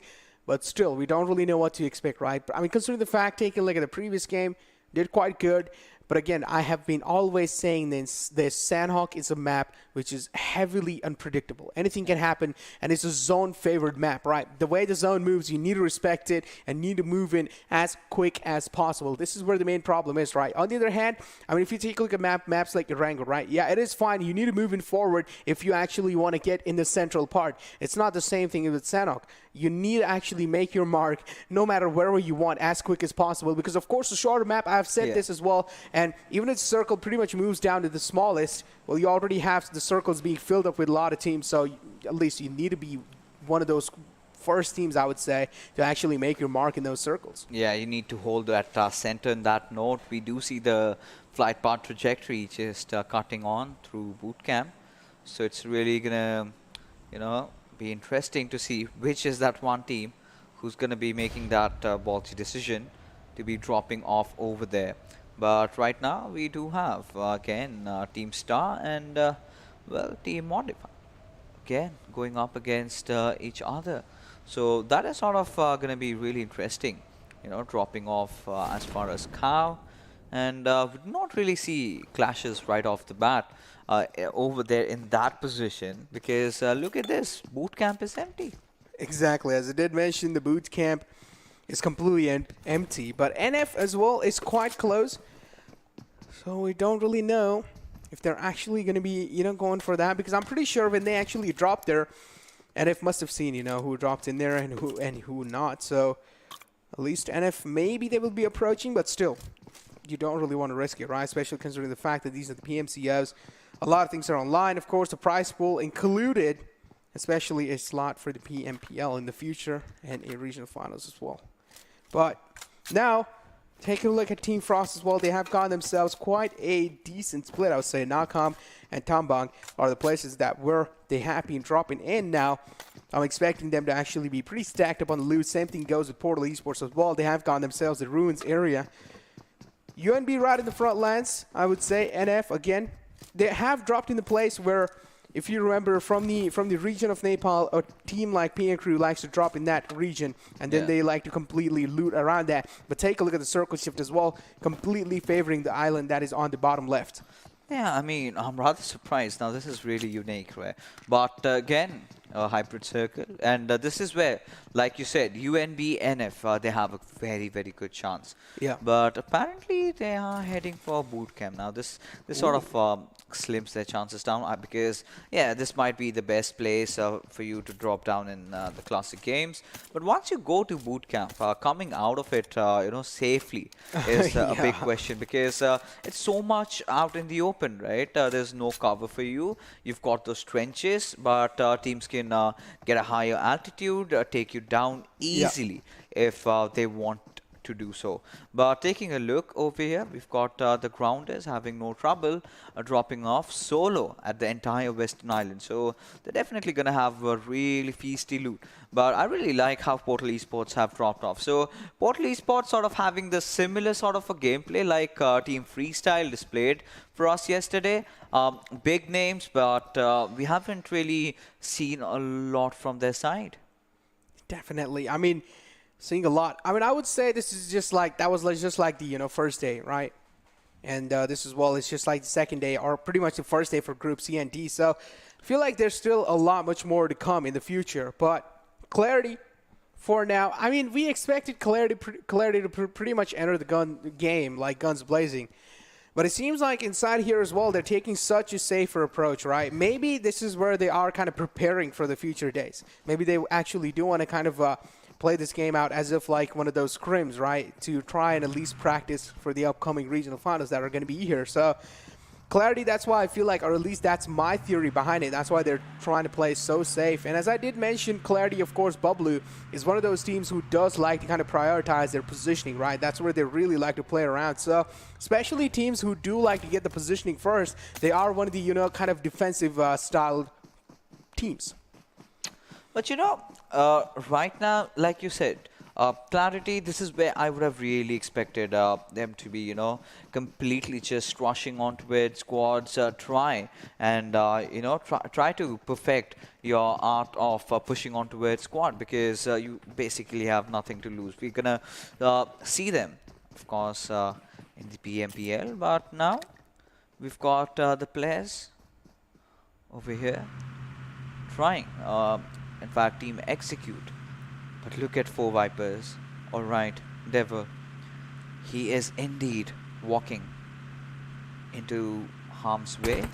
And yes, shots are going to be taken at him. And I do not know if the Ronnie pickup truck does have that speed. But either ways, gets taken down by Arsalan. Arsalan connects that crucial shot, the final shot right on his skull, but his teammates are there to actually get the rest back upon him. Hopefully they are able to do so, because FW have been having a tough time, which are 4 Vipers. And I would like to say that this is really AML needed. And what are you doing? Oh my god, he just stepped out of his cover out in the open just like that. That was such a questionable move from his side as well. 4 Vipers are looking decent for now, but if they keep on making mistakes like those, they will be instantly punished by a team like Execute. Again, moves out though, but this time it's a confidence peak, and it seems like Devil is going to be striking in. Indeed, he has, but does not really have any more first aids remaining. In fact, did not really have it right from the very start, just playing on those bandages. It's going to be a while before he can get online. So this is the point where Team 4 Viper need to realize that they have no business, trying to force out this particular fight. Just get the hell out of here. Now, considering how they've been playing 4 Vipers, I haven't really liked the kind of a style that they've really opted for. Of course, Devil will get that res back up this time, but Arslan again being taken down. So, well, the boys from Team Execute haven't had a fairly good start as well. So you did mention shaky start, I would say, from both the sides. Yeah. So these are the team, pretty much this game is well needed, or I would say they are pretty desperate to at least get this chicken dinner in the map of Sanhok, because I feel like over here again, as we did mention, Sanhok is the only map where we can expect like the biggest teams to kind of falter down. Especially on the maps like Erangel, we expect them to actually come in with way much more strategical advantage, especially more than these underdogs. So I feel like teams like 4 Vipers and Execute, they have a massive chance of winning this map of Sanhok. But again, it just really comes down to if they are already going to be getting themselves so much damage being dished upon in this early of a game that things won't really be looking good. 4 Vipers this time, they do realize maybe challenging a fight wouldn't really be the best of the best options out there. So at least making a mature move, shifting themselves inside the compounds, and then they will decide to challenge a fight. Right now it's sort of a stare-down competition between those two teams. Now we've moved on and looking at Team Ivy. Now this is something that we need to touch upon, right? Revenge, Faddy, Owlball, and we've got Dr. Fate. So this is where, once the squad rosters were visible, I did see KSF's name. I really thought that he might be in here, but rather has opted to play out, and was one of those players out from Team Envy that I absolutely really liked. But now, considering the zone finally is going to take a shift again towards the southern side. Now this is where, the boys from PMCO Esports will have to sort of play that waiting game, right? Because they for sure know that if things go as it went right now, the circle is sort of going to shrink down towards that ruins area. That is where they absolutely thrive. So you did mention the circle might just actually kind of shift towards the ruins area, and Yeah, definitely teams like Portal Esports, if the circle does kind of decide to go towards the ruins area, then they will definitely have a massive advantage, including the teams like NF. But again, it just really comes down to the kind of RNG that Sanhok brings in as well, right? You can never know when you're going to get shot at from any other angles, right? No matter how cautious you try to be, at an angle you're looking like 2 minutes ago, there can be a man present after a minute. So you never just know how things are going to be looking like. You might just get third party. You might just get caught off guard while you're trying to make those rotations. Even though you think that the surroundings are clear, you need to always keep your eyes open on the map of Sanhok. You cannot let lose any kind of single moments, right? On the other hand, though, Frost, again, I would say they have found themselves a decent kind of compound or a decent kind of a stop for themselves. But, hey, it's not the time to rest, because there are a decent amount of teams right next to themselves, so they need to watch out or at least try and go for a little bit more safer approach. But Edgar spots one man out, and Arsenal might just be the one to actually get knocked out again. He has been getting knocked out over and over again, but hey, Arsenal seems like he managed to bob and weave and dodge those bullets away. Edgar definitely not going to be happy after that one. Yeah, I mean, that was a pretty loose prey coming out from Edgar. Now, after the first game, he's sort of been looking really shaky in the way he's been positioning himself, has been looking really uncomfortable.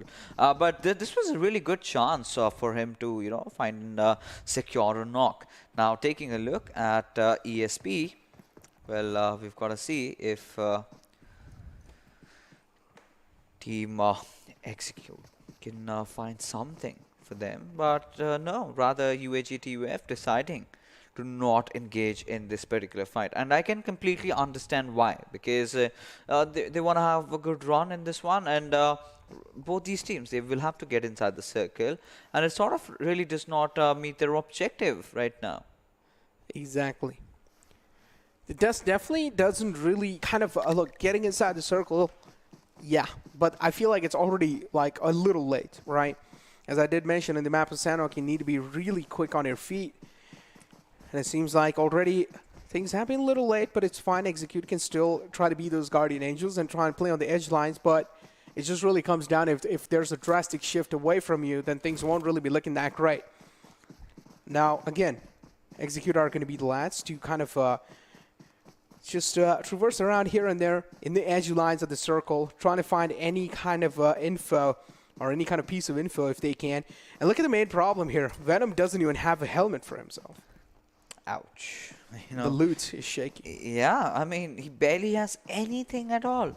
Just a Vector and an Uzi and one first aid and one booster.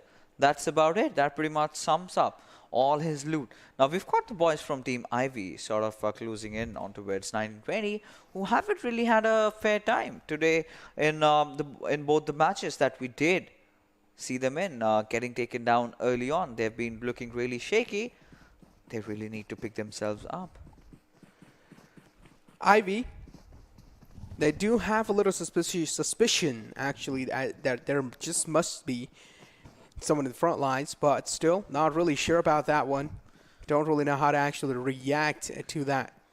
Players are closing in from the back lines. This is where they are getting that go call.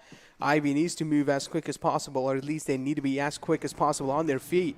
1920 pretty much spotting out the lads of Ivy to make an opening out in the open, and yes, the opening has been found. Well, 1920 pretty much striking hard for now, but they're inside the lobby with only a three-man squad, which is not really looking that great. Ivy, though, striking it back in huge. 1920, one lad being taken out, and they cannot really afford any more casualties, because with that one man being taken out, they're now handicapped massively, because they're only down to a two-man squad, and at the same time, 1920 attracting a lot of bees next to them. This is where, you know, Team UAG TUF are going to be going into the push, and it's, of course, going to be Edgar yet again, but one of their teammates, of course, being taken down. Now, Raza, he's going to hold on all by his lonesome, as Thor is going to prepare cooking up that grenade as Kudrat. He's also taken quite some chip damage over there, as ESP might just try to go in any single moment, but Raza has decided stepping out of the compound. No, not yet, as he gets taken down. And that being said, 1920 off to another quick elimination, this time again at the 16th spot. But Team Flex, they're going to chime in, and they would want to cause some ruckus, but Dr. Fate barely surviving over there. As I did mention, Dr. Fate barely surviving behind that little rock.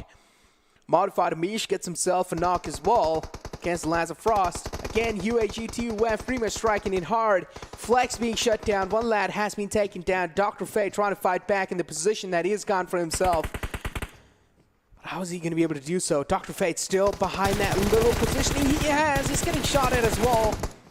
Moves back in the nick of time. Dr. Fate again from the backlines by Edgar. Gets shut down instantly. Dr. Fate still trying to crawl away for his life. Fate, though, he does realize, oh no, things are really looking great for him. Thor wanted to confirm the kill, but Fate does realize, well, he's pretty much gone case at this point. He is going to be confirmed. Yep, Edgar does manage to confirm that kill for himself. TUF, I do like the aggressiveness that they bring inside the game, but sometimes they just get overconfident. Before now, they're looking great. That's all that really mattered. COB, on the other hand, though, they do realize Modifier are right in the front line. Zod is trying his best to fight back in this initial position that he's found himself in. Zod, though, is taken down solo at a perfect fight, or I would say perfect utilization of their position. Irfan pretty much wrapping it all the way from the back lines from that rock, and then Ehsan was there in the front lines to pretty much take the lad down. I mean, again, team modified. Just being crushed down under. Multiple teams now.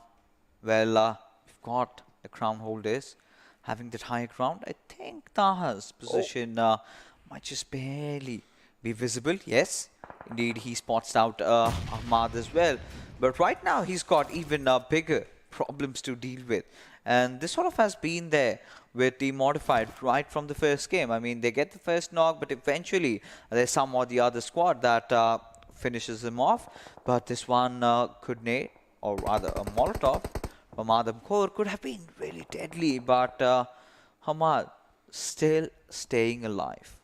As I did mention, Ahmad still staying alive. Modified alive. Till now, Hamad, as you did mention, the last man alive for that squad.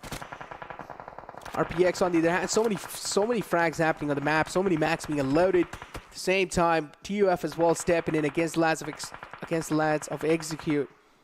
Frost as well finds themselves an opening against Portal Esports. Again, Portal Esports hacker being completely taken out of the game. That's going to be such an unfortunate moment for them. RPX, Vampy as well being taken down. 3X pretty much confirmed the kill onto him.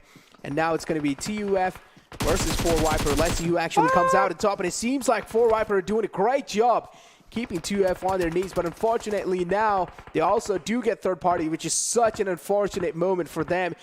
And it seems like crown holders are going to be the one to pretty much join the fray and third party this entire situation, which is not really a good thing. Because 4Wipers have already been struggling throughout the game, and now they will have to deal with crown holders as well. And at the same time, TUF, two big teams. Crown holders, again, consistency being shown from their side. But on the other hand, 4Wipers, as I did mention, they're quite shaky. This game really is mattering for them. Yeah, I mean, crown holders, they've done pretty decent, and there you have it. I mean, well, I do not know how 4Wipers pulled that one off, but yes, that was an amazing way to go out, you know, get that final kill. But Team Clarity, apparently, they are making a move inside the circle, and we've got the players of Execute right beside them. We've got the final player of Ivy, that's Revenge, who's just gonna have thrown in. Has a lot of players in front of his radar, just waiting for the right opportunistic moment to strike. He's seen those players fall, and this is where he can actually go after Qayyum. But when is he gonna take that shot? Maybe possibly now. This is the moment. This is where he should be doing it. So he did mention this is the moment, and this is where he should be doing it as well, but hasn't done it up till now. Revenge from the side of Ivy. He's taking quite a decent amount of zone damage, but he also does realize his position that he has gone for himself isn't really great. As soon as he steps up, there's a massive chance that he might just get completely taken out, or at least get caught off guard from any other angle. Because the lads of RPX are right in the front lines, and from the back lines, you also have you do have the lads of Execute. Muqaddar is inside the compound. One lad has been taken down. That means Muqaddar should have a massive burden on his shoulder. How is he going to be able to get him back up on his feet? That's going to be the main priority for him. But it seems like for now, teams are looking so unsettled. And same thing went with Frost. Tried to move away or at least try to get the res back on his teammate. But Portal Esports catching that lad off guard, and that's going to be it for that team. Now, considering Team Clarity, the position they are in, it all comes down to Khan 420 yet again. Irfan, he's definitely going to be wanting to cook that grenade up and will be lobbing out in the distance, dishing out a little bit of damage onto which Dani, who's already knocked out. And the second nade also going in. But Jimmy not at the right HP. This is where I would have really expected Irfan to come for his fallen teammate, but indeed he did not. And Dani, just after getting revved up, just trying to fire a few couple of bullets, making sure if he could actually knock out Irfan in the process. But now this is where Dani, he is going to be the one making the push over here. But Irfan was so well prepared. What on earth was 420 boy doing? Not making any sort of movements, and his teammates looking at Dani as he falls down. That push was so uncalculated. That push was so random. What was he thinking? Yeah, 420 boy was just holding in the back while his teammate was pushing all by himself. Like, at least it should have been a push from both these lads, right? Wrapping around from both these sides, and then I feel like they would have been able to find much more success. But then again, 420 boy just playing that entire situation out safe while letting his teammate Dani just die like that. Team Grounders, well, one lad has been taken out. Play Zone is also going to be like dishing out quite a lot of damage onto him. Portal Esports, Mob 2 peeks out, gets taken down to such low HP. He's barely able to survive as well, but for now, Clarity, well, that has been taken out from their side. And look at Wolf, he was alive in the nick of HP, but from the other side, 3X as well are getting shut down. So many third party happening on the map of Sanhok, and this is what we expect, right? Especially from a map like Sanhok. And there you have it. I mean, Team Clarity are finally finding the footing. Even after losing out on Dani, they're right out in the open, going up against 3X Esports as Tyson is right in front of 420 boy over here. He needs to patch himself up with that first aid, but if a grenade comes in his direction, he's basically done. Well, it takes some quite amount of hefty damage, but somehow managed to dodge it. Can he dodge the second one though? That's a big question. And eventually does find the knock, and Team Clarity are in a bit of a situation over here. Gazen again striking in at the right moment when his team needs it the most. But again, Mob2 from the side of Portal Esports being shut down. Portal Esports, big team getting eliminated just like that. Crown holders as well. Big teams faltering down. Crown holders, of course, the winners of that previous game. Yeah. This time weren't really able to do a lot of things in this game. Now Star still alive with man advantage inside the entire lobby. They have all 4 players alive. 3X as well, they have 7 points for themselves secured. On the other hand, UNB as well, they have 2 points for themselves. And then Bubbloo with 9 points. And again, getting third party from the backlines. The Grounders, I'm pretty sure after that one, they're going to be pissed. They indeed, they're never going to be happy about anything at all. But the way they did get taken down, it was so chaotic right now, considering how the circle has really panned out. Now, we've got the players of UNB and F having really good position. Now, this is where Team Star are starting to fall down one after the other.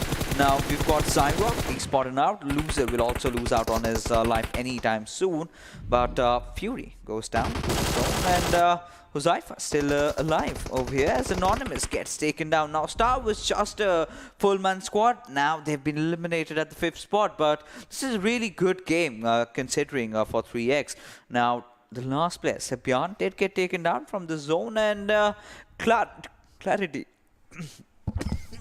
Exactly. Before now, UNB and F still are there. Pharaoh down, prone down in the ground. Hippar is there as well, but still things are looking quite shaky for his side. 3X there. This is pretty much the 3 teams live. A stare-down competition going on between these lads. Again, the man advantage is without a doubt on the side of NF UNB. 3X there as well. They have the equal chances of winning this entire game. But in the end, especially we do know these top 3 teams, it just really comes down to the positioning. And this is where the positioning is heavily looking favored in the side of 3X. So they're definitely looking quite great. But on the other hand, though, Hippar as well is getting shot at by such a lot of damage. Unfortunately, though, he will be taking out the game as well. And that's going to be it for Ripper. But on the other hand, 3X quite in the close of NF. Yeah, I mean, at this particular point, it's going to be so much more interesting. And now, UNBNF really close to their victory. Now it's a 3v3 situation. You've got Pharaoh, leading the charge, but all 6 players are one with the nature. Kaizen stepping out, and any single moment, if he finds a knock, this is going to be so deadly. Now Kaizen, he's just kind of trying to rotate around, just trying to adapt and adjust, but taking a look at the circle, it's heavily favoring the players of Team UNBNF. Exactly, it's definitely favoring, but now the man advantage is not looking good anymore on their side. 3x, finally one last decides to step in, but he gets shut down as well. And it seems like 3x are just looking completely great. The amount of, again, zone control they had was absolutely insane, and this is what actually did win them that game. Zone control, just in the end, it's just so important, and that's what 3x had for themselves, and that's why they're able to actually win that game as well. Team stats, of course, 11 kills, 26 points in total, a decent performance and a decent points being racked up. That's going to be pushing them all the way up in 13th of the overall rankings. I would really 11 kills for 3 times. I did not see that coming, to be honest, considering how fights were panning out. It all came down to the final circle fights, right? Yeah. The zone kind of went in like we anticipated, just on towards those ruins area, just towards the eastern side of it. Now, this sort of really helped the players of UNBNF. But then again, 3x, I mean, they were getting kills slowly, and we were not really counting them to be the biggest contenders over here. But then again, we have to again point out one thing, that this is the map of Sanhok. This is where, unexpected things really happen, and that is, they went completely all guns blazing, and as a result have won this match. But let's take a look at who the MVP is going to be for this particular game. Well, and it's going to be Z-Boy from the side of 3x, getting himself 3 kills, 653 damage in total. Survival time of 23, 11, 2 assists, and 65 only healing done. Well, I would say that's quite fantastic from the side of Z-Boy.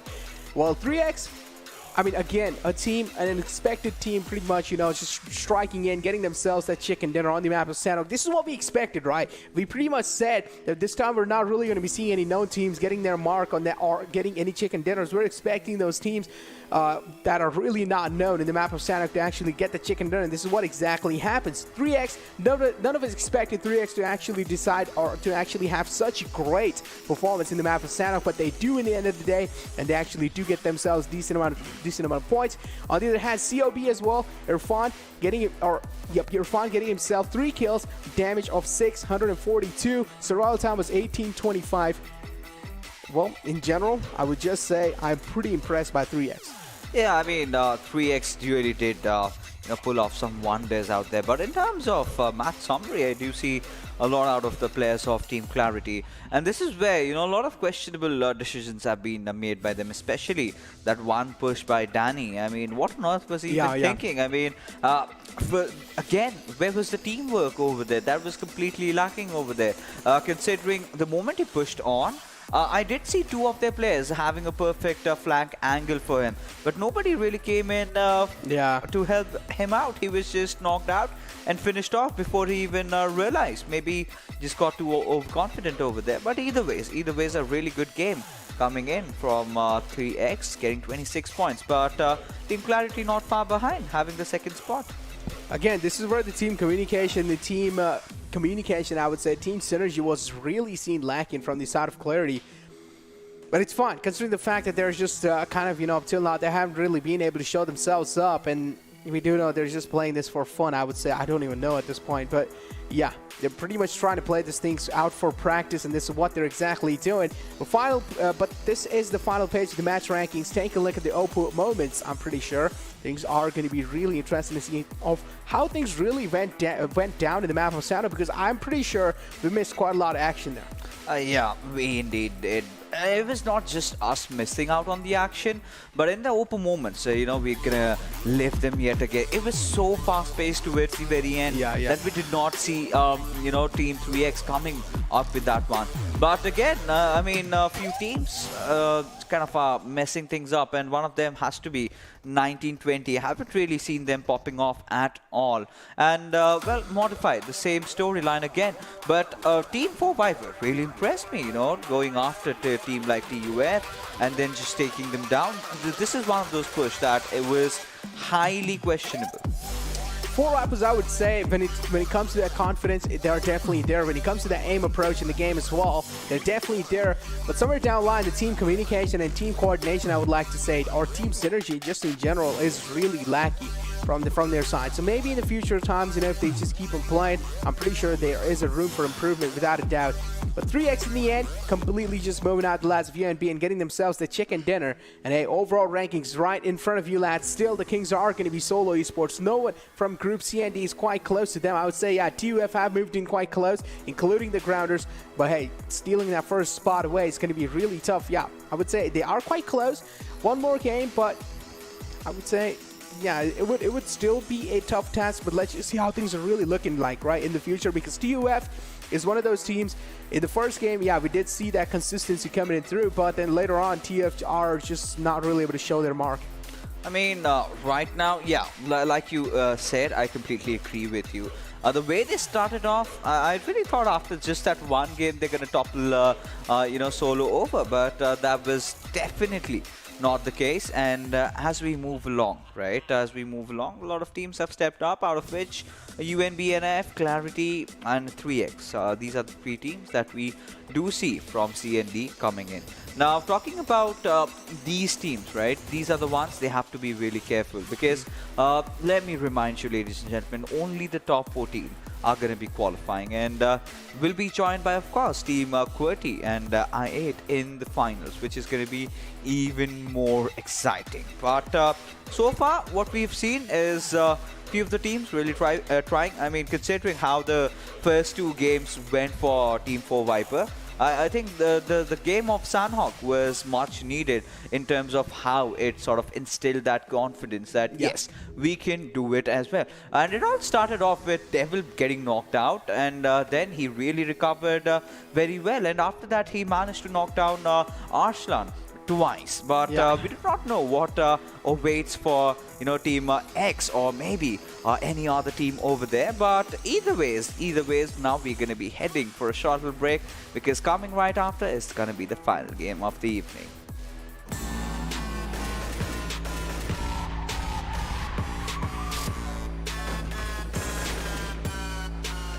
Here we go now.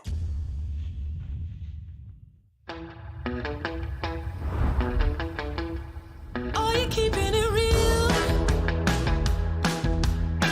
I'm calling shotgun, wanna see my baby run. Oh, what's the word on the sea? We can kick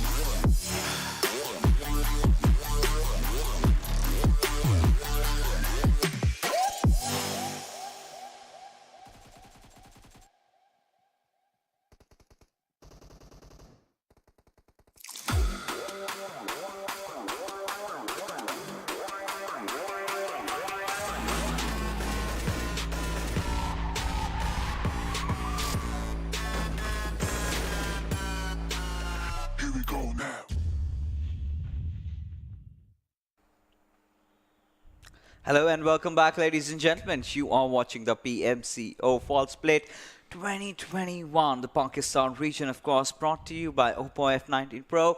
Hashtag Woke Up Your Fun as we will directly head into Erangel as the game has begun. And fight for ourselves, Necro, this time. Which team is going to get that chicken for themselves? Oh, I mean, I would say quite a good plain fly path this time, but definitely teams that do like to go towards fair appear. Maybe this time they're going to be having a little problem. Of course, one of those being the grounders. They like to go towards fair appear. And, well, without a doubt, they're definitely going to be having a little bit of trouble there. But NF, though, this time I'm expecting them to actually go towards the hospital side. Let's just see how things are really going to be looking like for them, though. As I did mention, plain fly path was looking really good. But taking a look at the plain fly path, what do you think, so? Where's going to be the circle? I mean, right now, it's very difficult to come into a conclusion because we also had a similar sort of a flight path yesterday as well. But today, I mean, this sort of a flight path really sort of leads either towards the Gatka circle or maybe a certain circle. Yesterday, we did have something happening around that farm area. So I'm not going to be ruling out farm circle chances, right? But either way, it's not a lot of difference visible over here with teams dropping off at where they did initially. But this time, I think the boys from 3X decided to head in towards that shelter spot.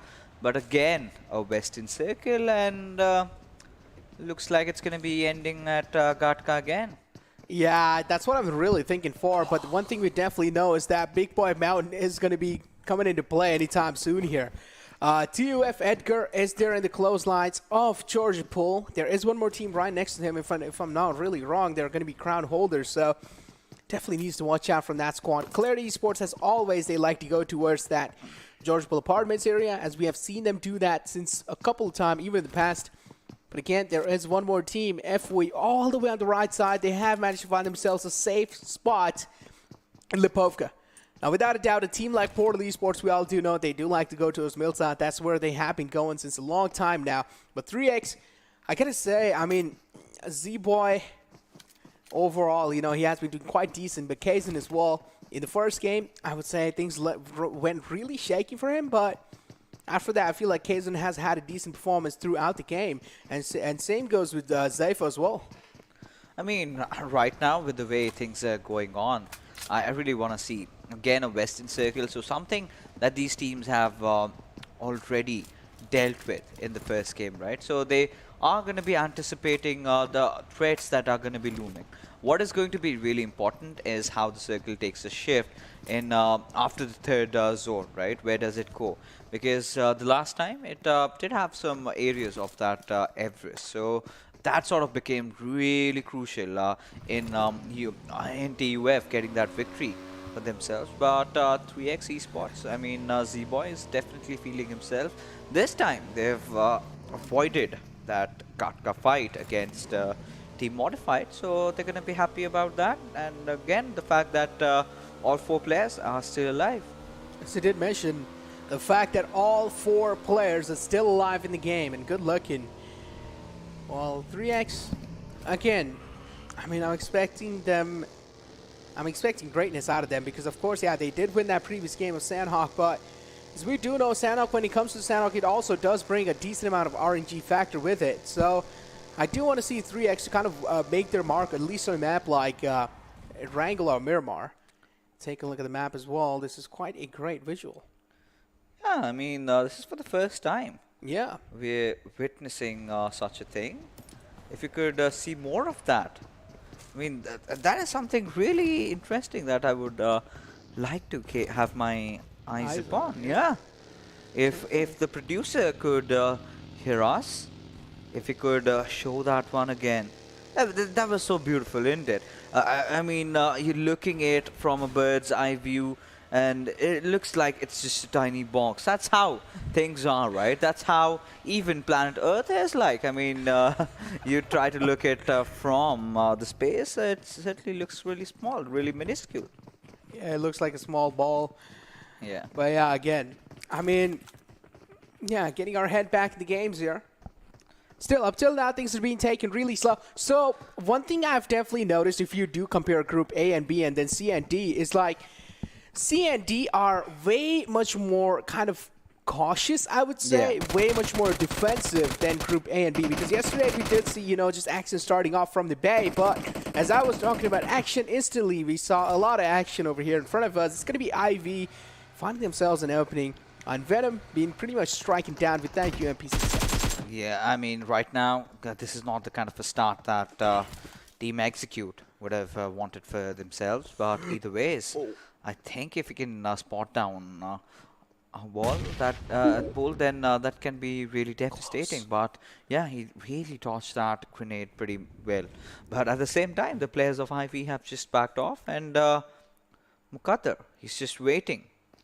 He's just waiting for any of the players of Team IV to sort of show up, and he's gonna put them 6 feet down under. It's definitely going to be putting them down under, but Execute again.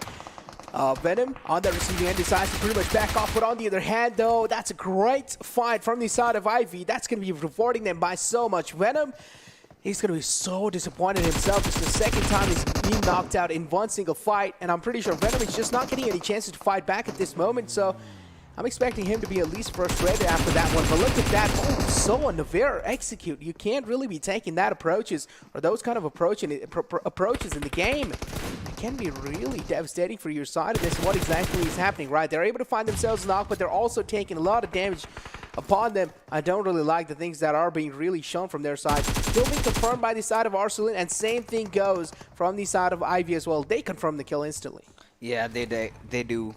But right now, Team IV, we've got to see if Artball is actually going to finish him off. Yeah, he's going to do that. He's not going to flinch. But at the same time, a lot of mistakes were being made by Team Execute, for which they were sort of punished. And I think both these players, Muqaddar and Kedim, had a really good time. They could have created that crossfire, could have dealt some hefty amount of damage, which they simply did not. And now they have been eliminated, and well, Team Ivy, they've started off in a really good fashion. 4 kills already for their squad. So it did mention 4 kills already for their squad, but the damage has been done, right? Revenge has been shut down completely from their side. On the other hand, F2D is down low as well, and even another one of his teammates is down low. Taking a look at the circle, but still, it's looking quite great. Still have teams like PUBG Esports rotating all the way from down below, from Milta, to all the way up now till Yasnaya. So that's also pretty interesting. Taking a look at the rotations being made as well. 1920 all the way straight up, making it inside the circle. They just don't care about those rotations, right? They don't want to make stuff any more tricky. They straight up go inside. They have managed to find themselves a straight entry inside. And this is where TUF as well is quite, I mean, they're literally on that big boy mountain. They have a massive high ground advantage in that initial situation. Take a look at this push coming in from the side of Clarity as well. A massive team is in a massive world of trouble, and I don't really know what to expect in these kind of moments, because crown holders, they have managed to find themselves a chicken dinner today, and they have been able to do so good, but I don't really know what to expect from their side, especially going in future, because up till now, Clarity, they are completely single-handedly dominating the entire squad of crown holders. That's the one last man alive. He tried his best to fight back, but he gets instantly denied. And Vol, Zibian from the side of Clarity, strikes in when his team needs him the most. Yeah, I mean, this had to come in, right? This is the exact amount of confidence I would expect from a team like Clarity. Just completely going in, clobbering down crown holders. This is what you would expect from a team of their stature in the PMCO, but Adam Cole somehow does manage to find that beautiful knock, and well, the boys from Reaper, they are completely getting decimated, one after the other. Now, Cortex, we haven't really seen much out of them, but this is their time to shine, as Irfan gets greedy, will somehow manages to get this pick on towards Rafe. Well, as long as he's able to make it back to safety, that's all that really matters. But again, Clarity having a good day, I would say, finding another knock on some other team. 14 teams alive, 53 players in total. Airdrop one on the board, and again, it's going to be the Croza, the Shredder, as I like to call it, meat grinder. Yeah, I mean, Groza, this is one of those weapons. Yeah, I mean, I've had many favorites. I really love the MG3, but Groza is one of those weapons that Yeah. I would, hands off any day go for, Yeah. right? Yeah. Even if I'm having a 5.56 loadout, Yeah. because I know the kind of damage, the kind of Yeah. rate of fire you get with that little weapon. But again, coming down to the situation in hand, the second circle, of course, will start to shrink in just 10 seconds, any moment from now on. And this is where the teams would decide to rotate. But now they're enjoying all that sweet little loot for themselves, and they would want to move on after that. Exactly. I mean, Groza, it has to be one of the best ARs in the game, without a doubt. Because imagine the same damage as AKM, and at the same time, way much more fire rate. 47.9 is the initial damage, and overall, it just has so much more fire rate instilled. Yeah, I mean, then again, you talk about a weapon like that, given the damage that it dishes out. I really love the weapon. More than the numbers, it's the sound with even that suppressor. But now, taking a look at the players of, for Vipers. Now, this is where, the center of the circle. If you take a look at it, now you talk about Devil being present. Now, the last game really did go handy for them. Yeah. Let's see how do they play in this one. Exactly. Let's just see how do they actually do play in that one. But now you also do have TUF right on the high ground. They've got themselves a high ground without a doubt.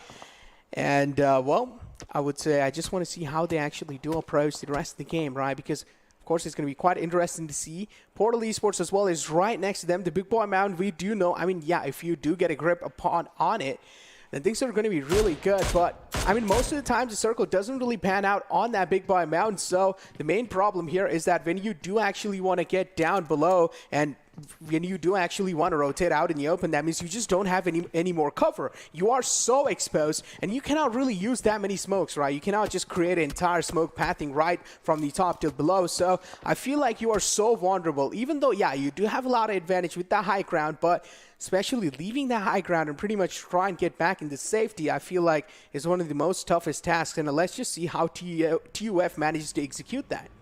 Yeah, I mean, right now, a team like TUF, this is again that one spot that they've been absolutely loving to play.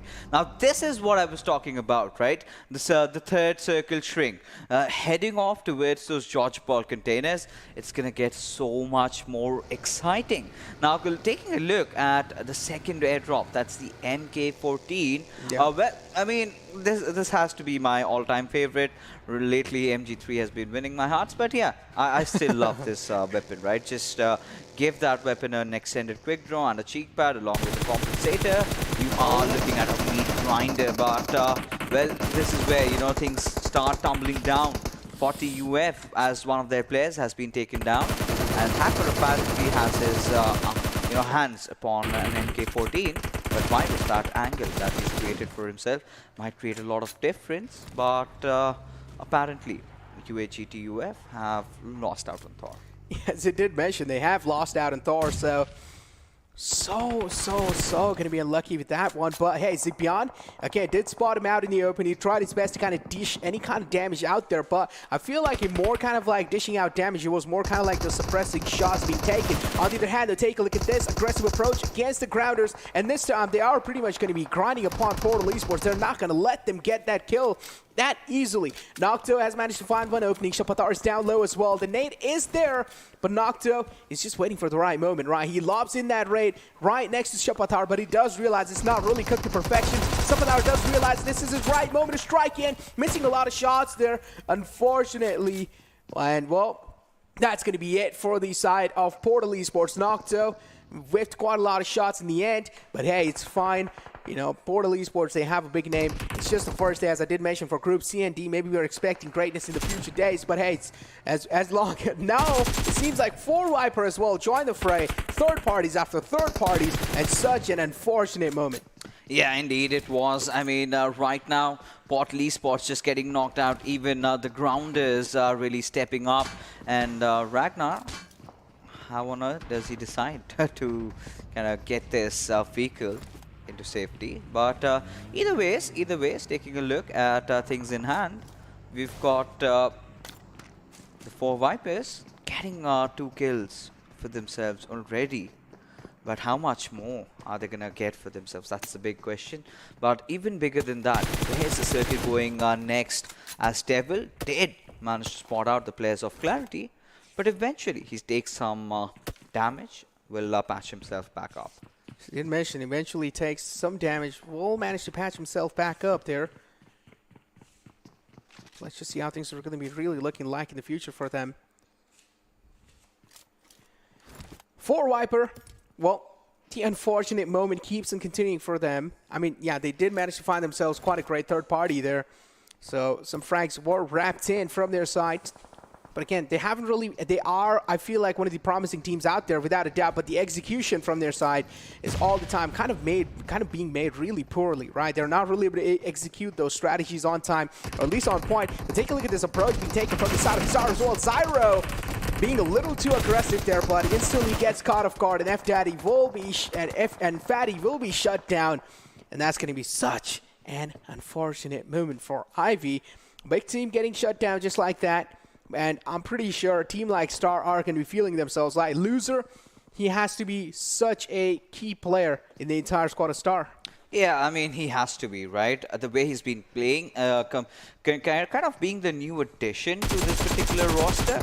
Well, he's definitely contributed. But 1920, you know, playing as a 3-man squad right from the very early days, and all those 3 games. They have been looking really shaky, spotting out one of those players off Frost. Oh and my Leo God. 69 is under heavy fire, eventually gets taken down. As I did mention, eventually gets taken down. Raza, though, but it's fine. You know, he'll be back up on his feet anytime soon. Team Frost, though, crumbling down slowly, steadily. Klaus as well is going to be the man to actually crawl back to his teammate. Frost are there. The smoke grenades are there as well to make, or at least to create a kind of a pathing for Klaus to actually make it back to his teammates. That's what exactly is happening. Brown as well. Up till now, it's pretty much all the teams, you know, just cluttered up. I would say a lot of teams just cluttered up in those containers area, including 1920 as well. So I would say, what are your thoughts of 1920, right? I feel like when it comes to the execution part, they do it pretty poorly. Yeah, I mean, first things first, that you need to understand, you know, this game consists of 4 players in a team. You need to have all 4 players coming in with you. And again, this sort of fight has been really good for them. It's all right, you know, 2 kills, 2 points for them. That's good. But they need to start being consistent, which they haven't been doing since the past 3 games. So yeah, this is where I would expect a lot of consistency coming in. And Team Frost, well, you gotta give it. You know, they kind of force a lot of fights out. Now, once you're forcing a lot of fights out, this is where you need to understand for a fact that you need to be able to be winning them out, right? Every time heading into fights and then eventually getting eliminated, being caught off in really bad situations. That's not the way you would want things to go, right? But in a little while, we'll have the new circle in front of us. And, well, again, it sort of looks like an urban Georgia Paul container circle, something that we haven't seen in a long, long time. Yeah, unfortunately though, we missed one more thing here, is that RPX Hiphar's teammate was a little far away from them. That separation was being made, especially if you do realize you're the only 2 alive in the team. I don't really feel like splitting out is the best way to approach inside the game, and this is where a little bit of problematic situation was being created from their side. But on the other hand, though, I do like how COB is actually approaching this entire situation, right? They are playing the edge lines. They also do have a decent cover, but I feel like when the circle takes a drastic shift away from them, that's when a lot of problems are actually going to be occurring. And take a look at that. That's exactly what happens. Circle drastically shifting away from the side of COB, including TG as well. Jigsaw is the man actually alive. Devil F3 as well, kind of far away, but teams that are inside George Pool, they shouldn't really have a lot of problem, but the only problem they will have here is to cross the road and make it across. Yeah, now this is a kind of a curveball that a lot of teams did not see coming, to be honest. Now, teams like Clarity, teams like TUF, everyone sort of has to make that movement in because, yeah, they're still going to be alive for quite some time because you've got that edge inside which they can thrive. But the next circle shift, I mean, imagine it takes an Eastern shift that's going to be so deadly. But either Yeah. ways, Danny did manage to find a knock onto its Ragnar. But 1920, not really having the vehicles at optimal HP. They will have to resort for the ones that are actually safe, and it seems like they've managed to find one. Yeah, exactly. That's what they're really doing here. But still, I feel like this late in the game when the circle's that small, imagine if you are the only one utilizing the vehicle and a lot of focus will be on you because you are just making so much sound while the rotation happens. Oh my god, that's a precise spray with just a red dot. Yeah, I mean, that is something that you would expect from the players, you know, playing in the PMCO. Yeah.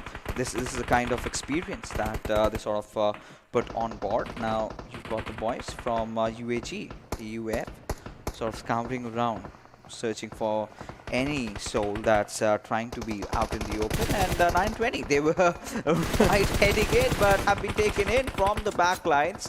And they're going to meet their makers. 4-White is also biting the dust as UNB, NF. This is their game to lose, and they seem to have a pretty good formation.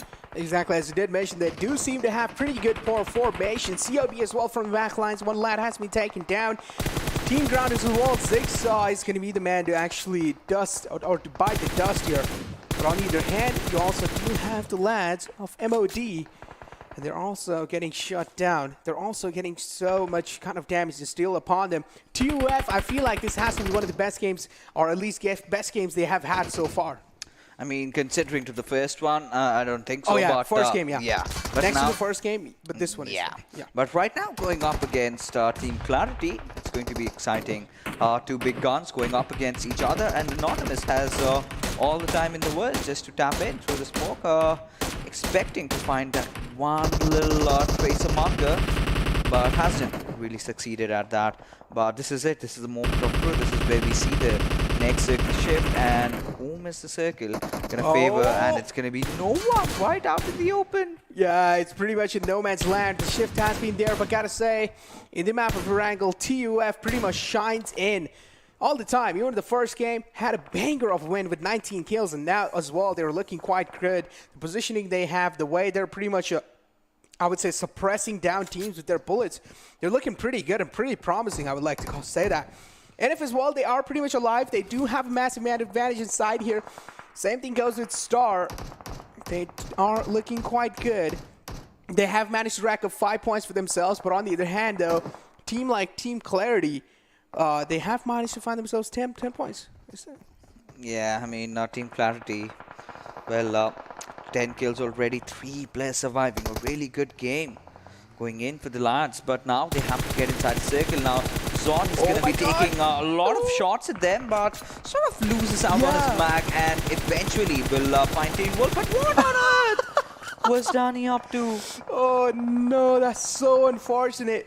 He did realize the vehicle was about to blow up, but he still goes right next to the vehicle and decides to prone there. And well, of course, will be instantly taken out the game.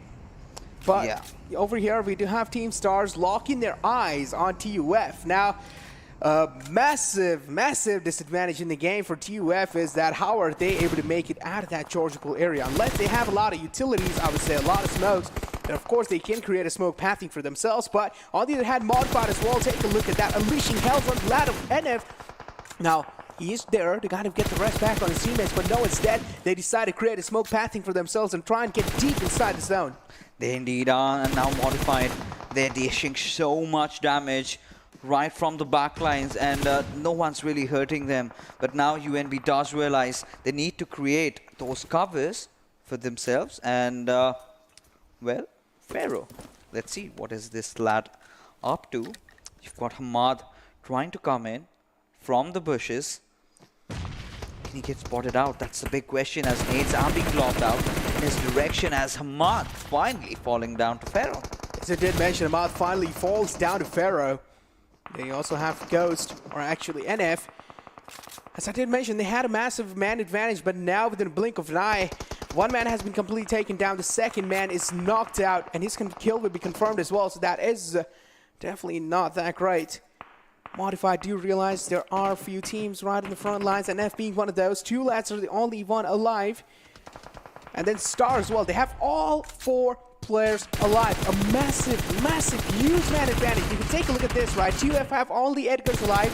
Then on the other hand, NF has only Pharaoh alive. And from Mod, only Zod and Bullet. Where from the side of Star, they have all 4 of their teams alive. But all 4 of their players alive, actually. But hey, now we're down to just these initial 3 teams left. Or these final 3 teams left. 7 players alive in total. Yeah, it has taken such a really nice twist into the story. Team Star out of nowhere, they're absolutely having such a good position inside the circle. It's a dream spot to be at. But now the players have modified. I really love how they've picked up the pace, right? After having 3 really bad games, now in a 4v2 situation, well, Bullet's position might have just been compromised, but either ways, gotta give it to these lads, right? The way they played it out. Anonymous trying to make a move inside the circle. Will, of course, just try to find a different angle, but Bullet still trying to lob that grenade, and it almost did take down the players, but the second one will be miles afar. Yeah, second one falls a little short there, but the first one was pretty precise, I would say. I mean, yeah, considering that was a massive Especially distance. that bounce. Yeah, that bounce, yeah, exactly. That one bounce and then actually made it back there. It actually did feel like calculated, but yeah. Over here now we do have Team Star again, last 2 teams alive, and it seems like Mod are going to be the last player, or Bullet is going to be the last player standing for their side. But hey, Bullets gets taken down as well. That means the one last man that is alive. It's going to be Zod. He's trying his best to kind of get himself shrouded back in the smoke. Now Zod again. Yep, here we have the lawnmower coming in. The lawnmower buggy loser down such low HP. A little desperate move he made from his side, but hey, it doesn't matter. Star just has a massive man advantage, and they pretty much come out on top as expected. Yep, I mean, considering how ludicrous this circle had been, nobody really thought who was eventually going to come out on top, but it was the boys from Team Star. I mean, they do have that experience with them, and they've been in such situations, but again, this could have been possibly anybody's game, right? So many teams were sort of the top contenders over here with UNBNF being the biggest one, having such a good spot inside the circle. They kind of really messed things up. Yeah, they definitely did kind of mess things up, but hey, in the end, Star playing that defensive game, not really aggressing in forward anytime in those situations, even though, yeah, I do know sometimes, you know, your hand does get itching, you're like, oh, in some situations you might just push it in. But yeah, Star pretty much held themselves back. They kept on holding their horses, and in the end, that defensive gameplay pretty much came on top, and they actually did get themselves that win. And because of the fact the zone wasn't in favoring them, right? It was shifting out in the open, in no man's land all the time, and still Star actually do manage to come out on top. In the end, just that man advantage coming in through.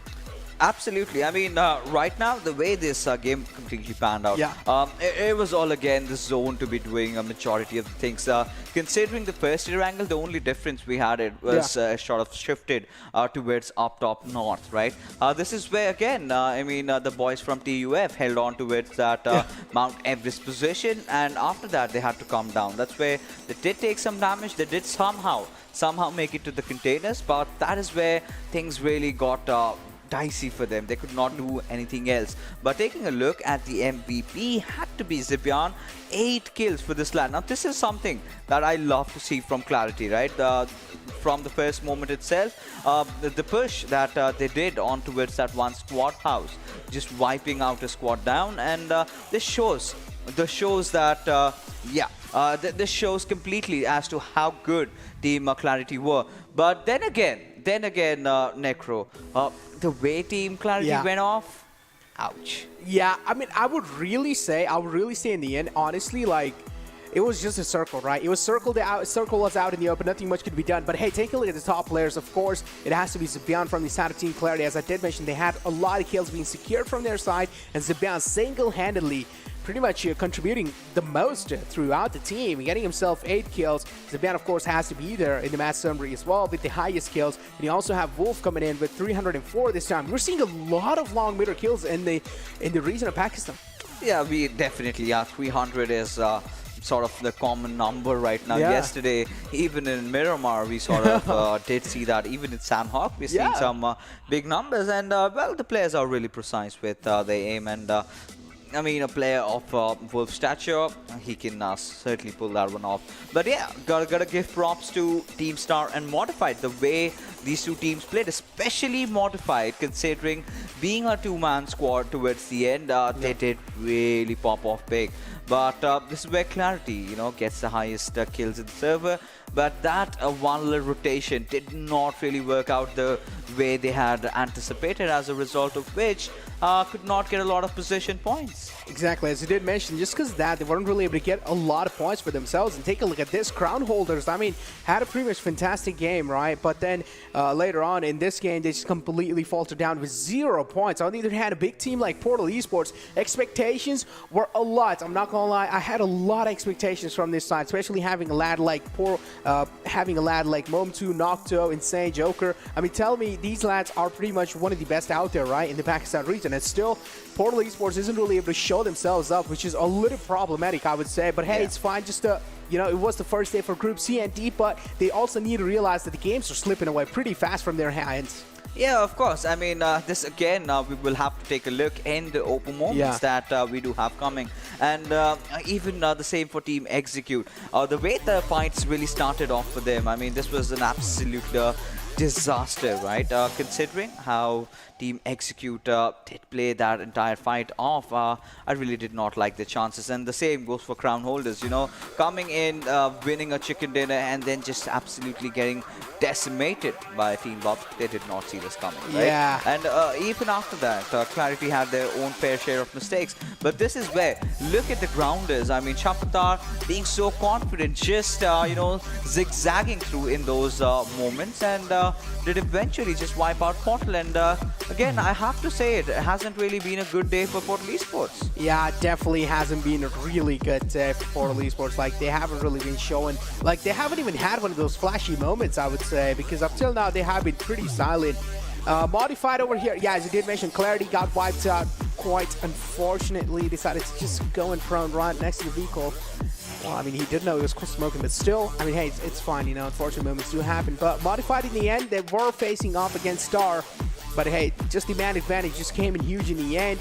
Loser as well was there. And finally, they just decided to completely falter down. Take a look at the overall ranking. Solo, they are the king of the hill. Now, this is where I would say a little problem is coming in from the side of Group C and D, right? Because a target was being set from the side of Group A and D, and Group C and D weren't really able to kind of surpass cross it over. Yeah.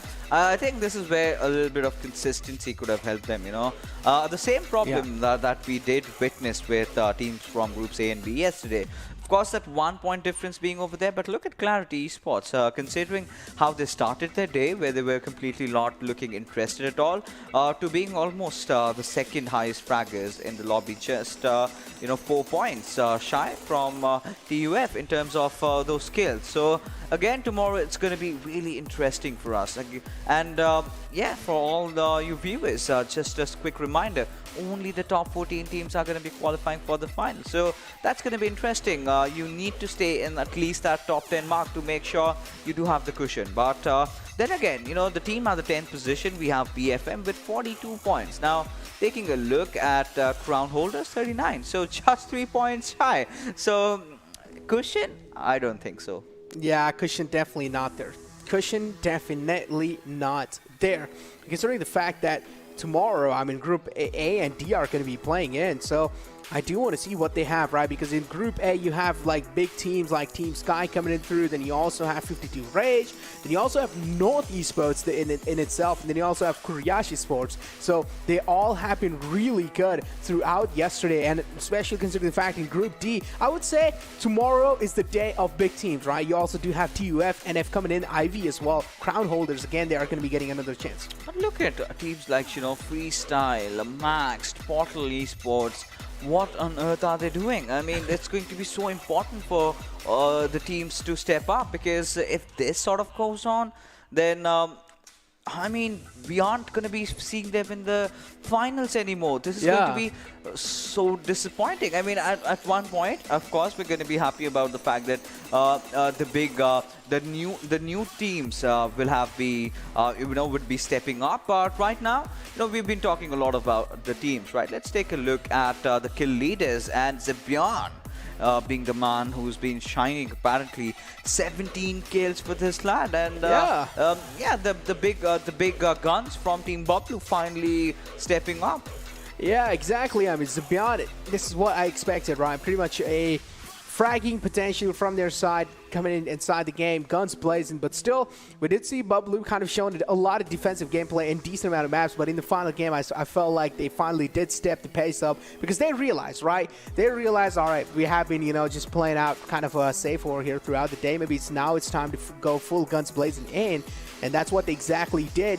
But in the end, I feel like leader from the side of BFM, he also does have a lot of caliber, but he wasn't really present in the final game, so I mean, the entire squad of BFM wasn't really there. If they were, then I feel like they would have made a lot of great things happen.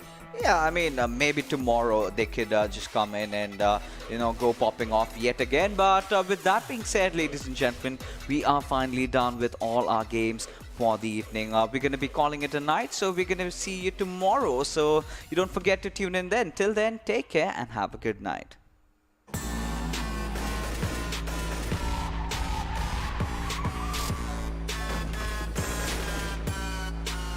Here we go now.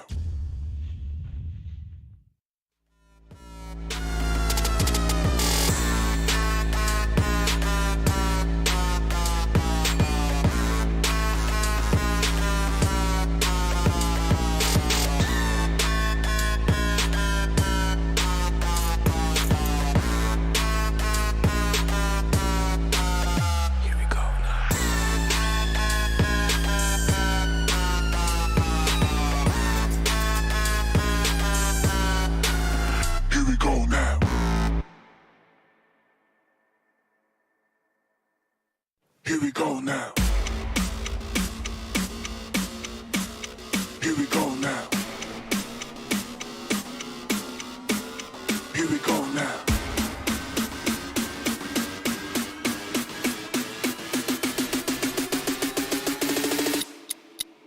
Here we go now.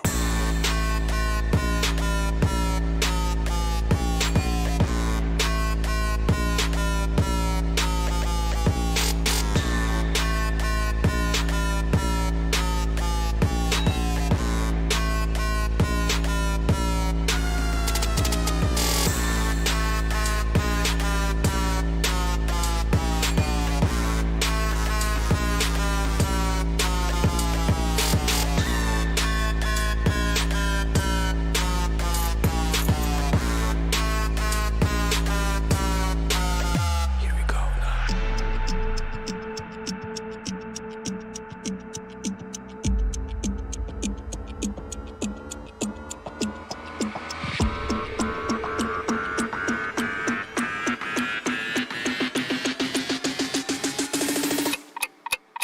Here we go now.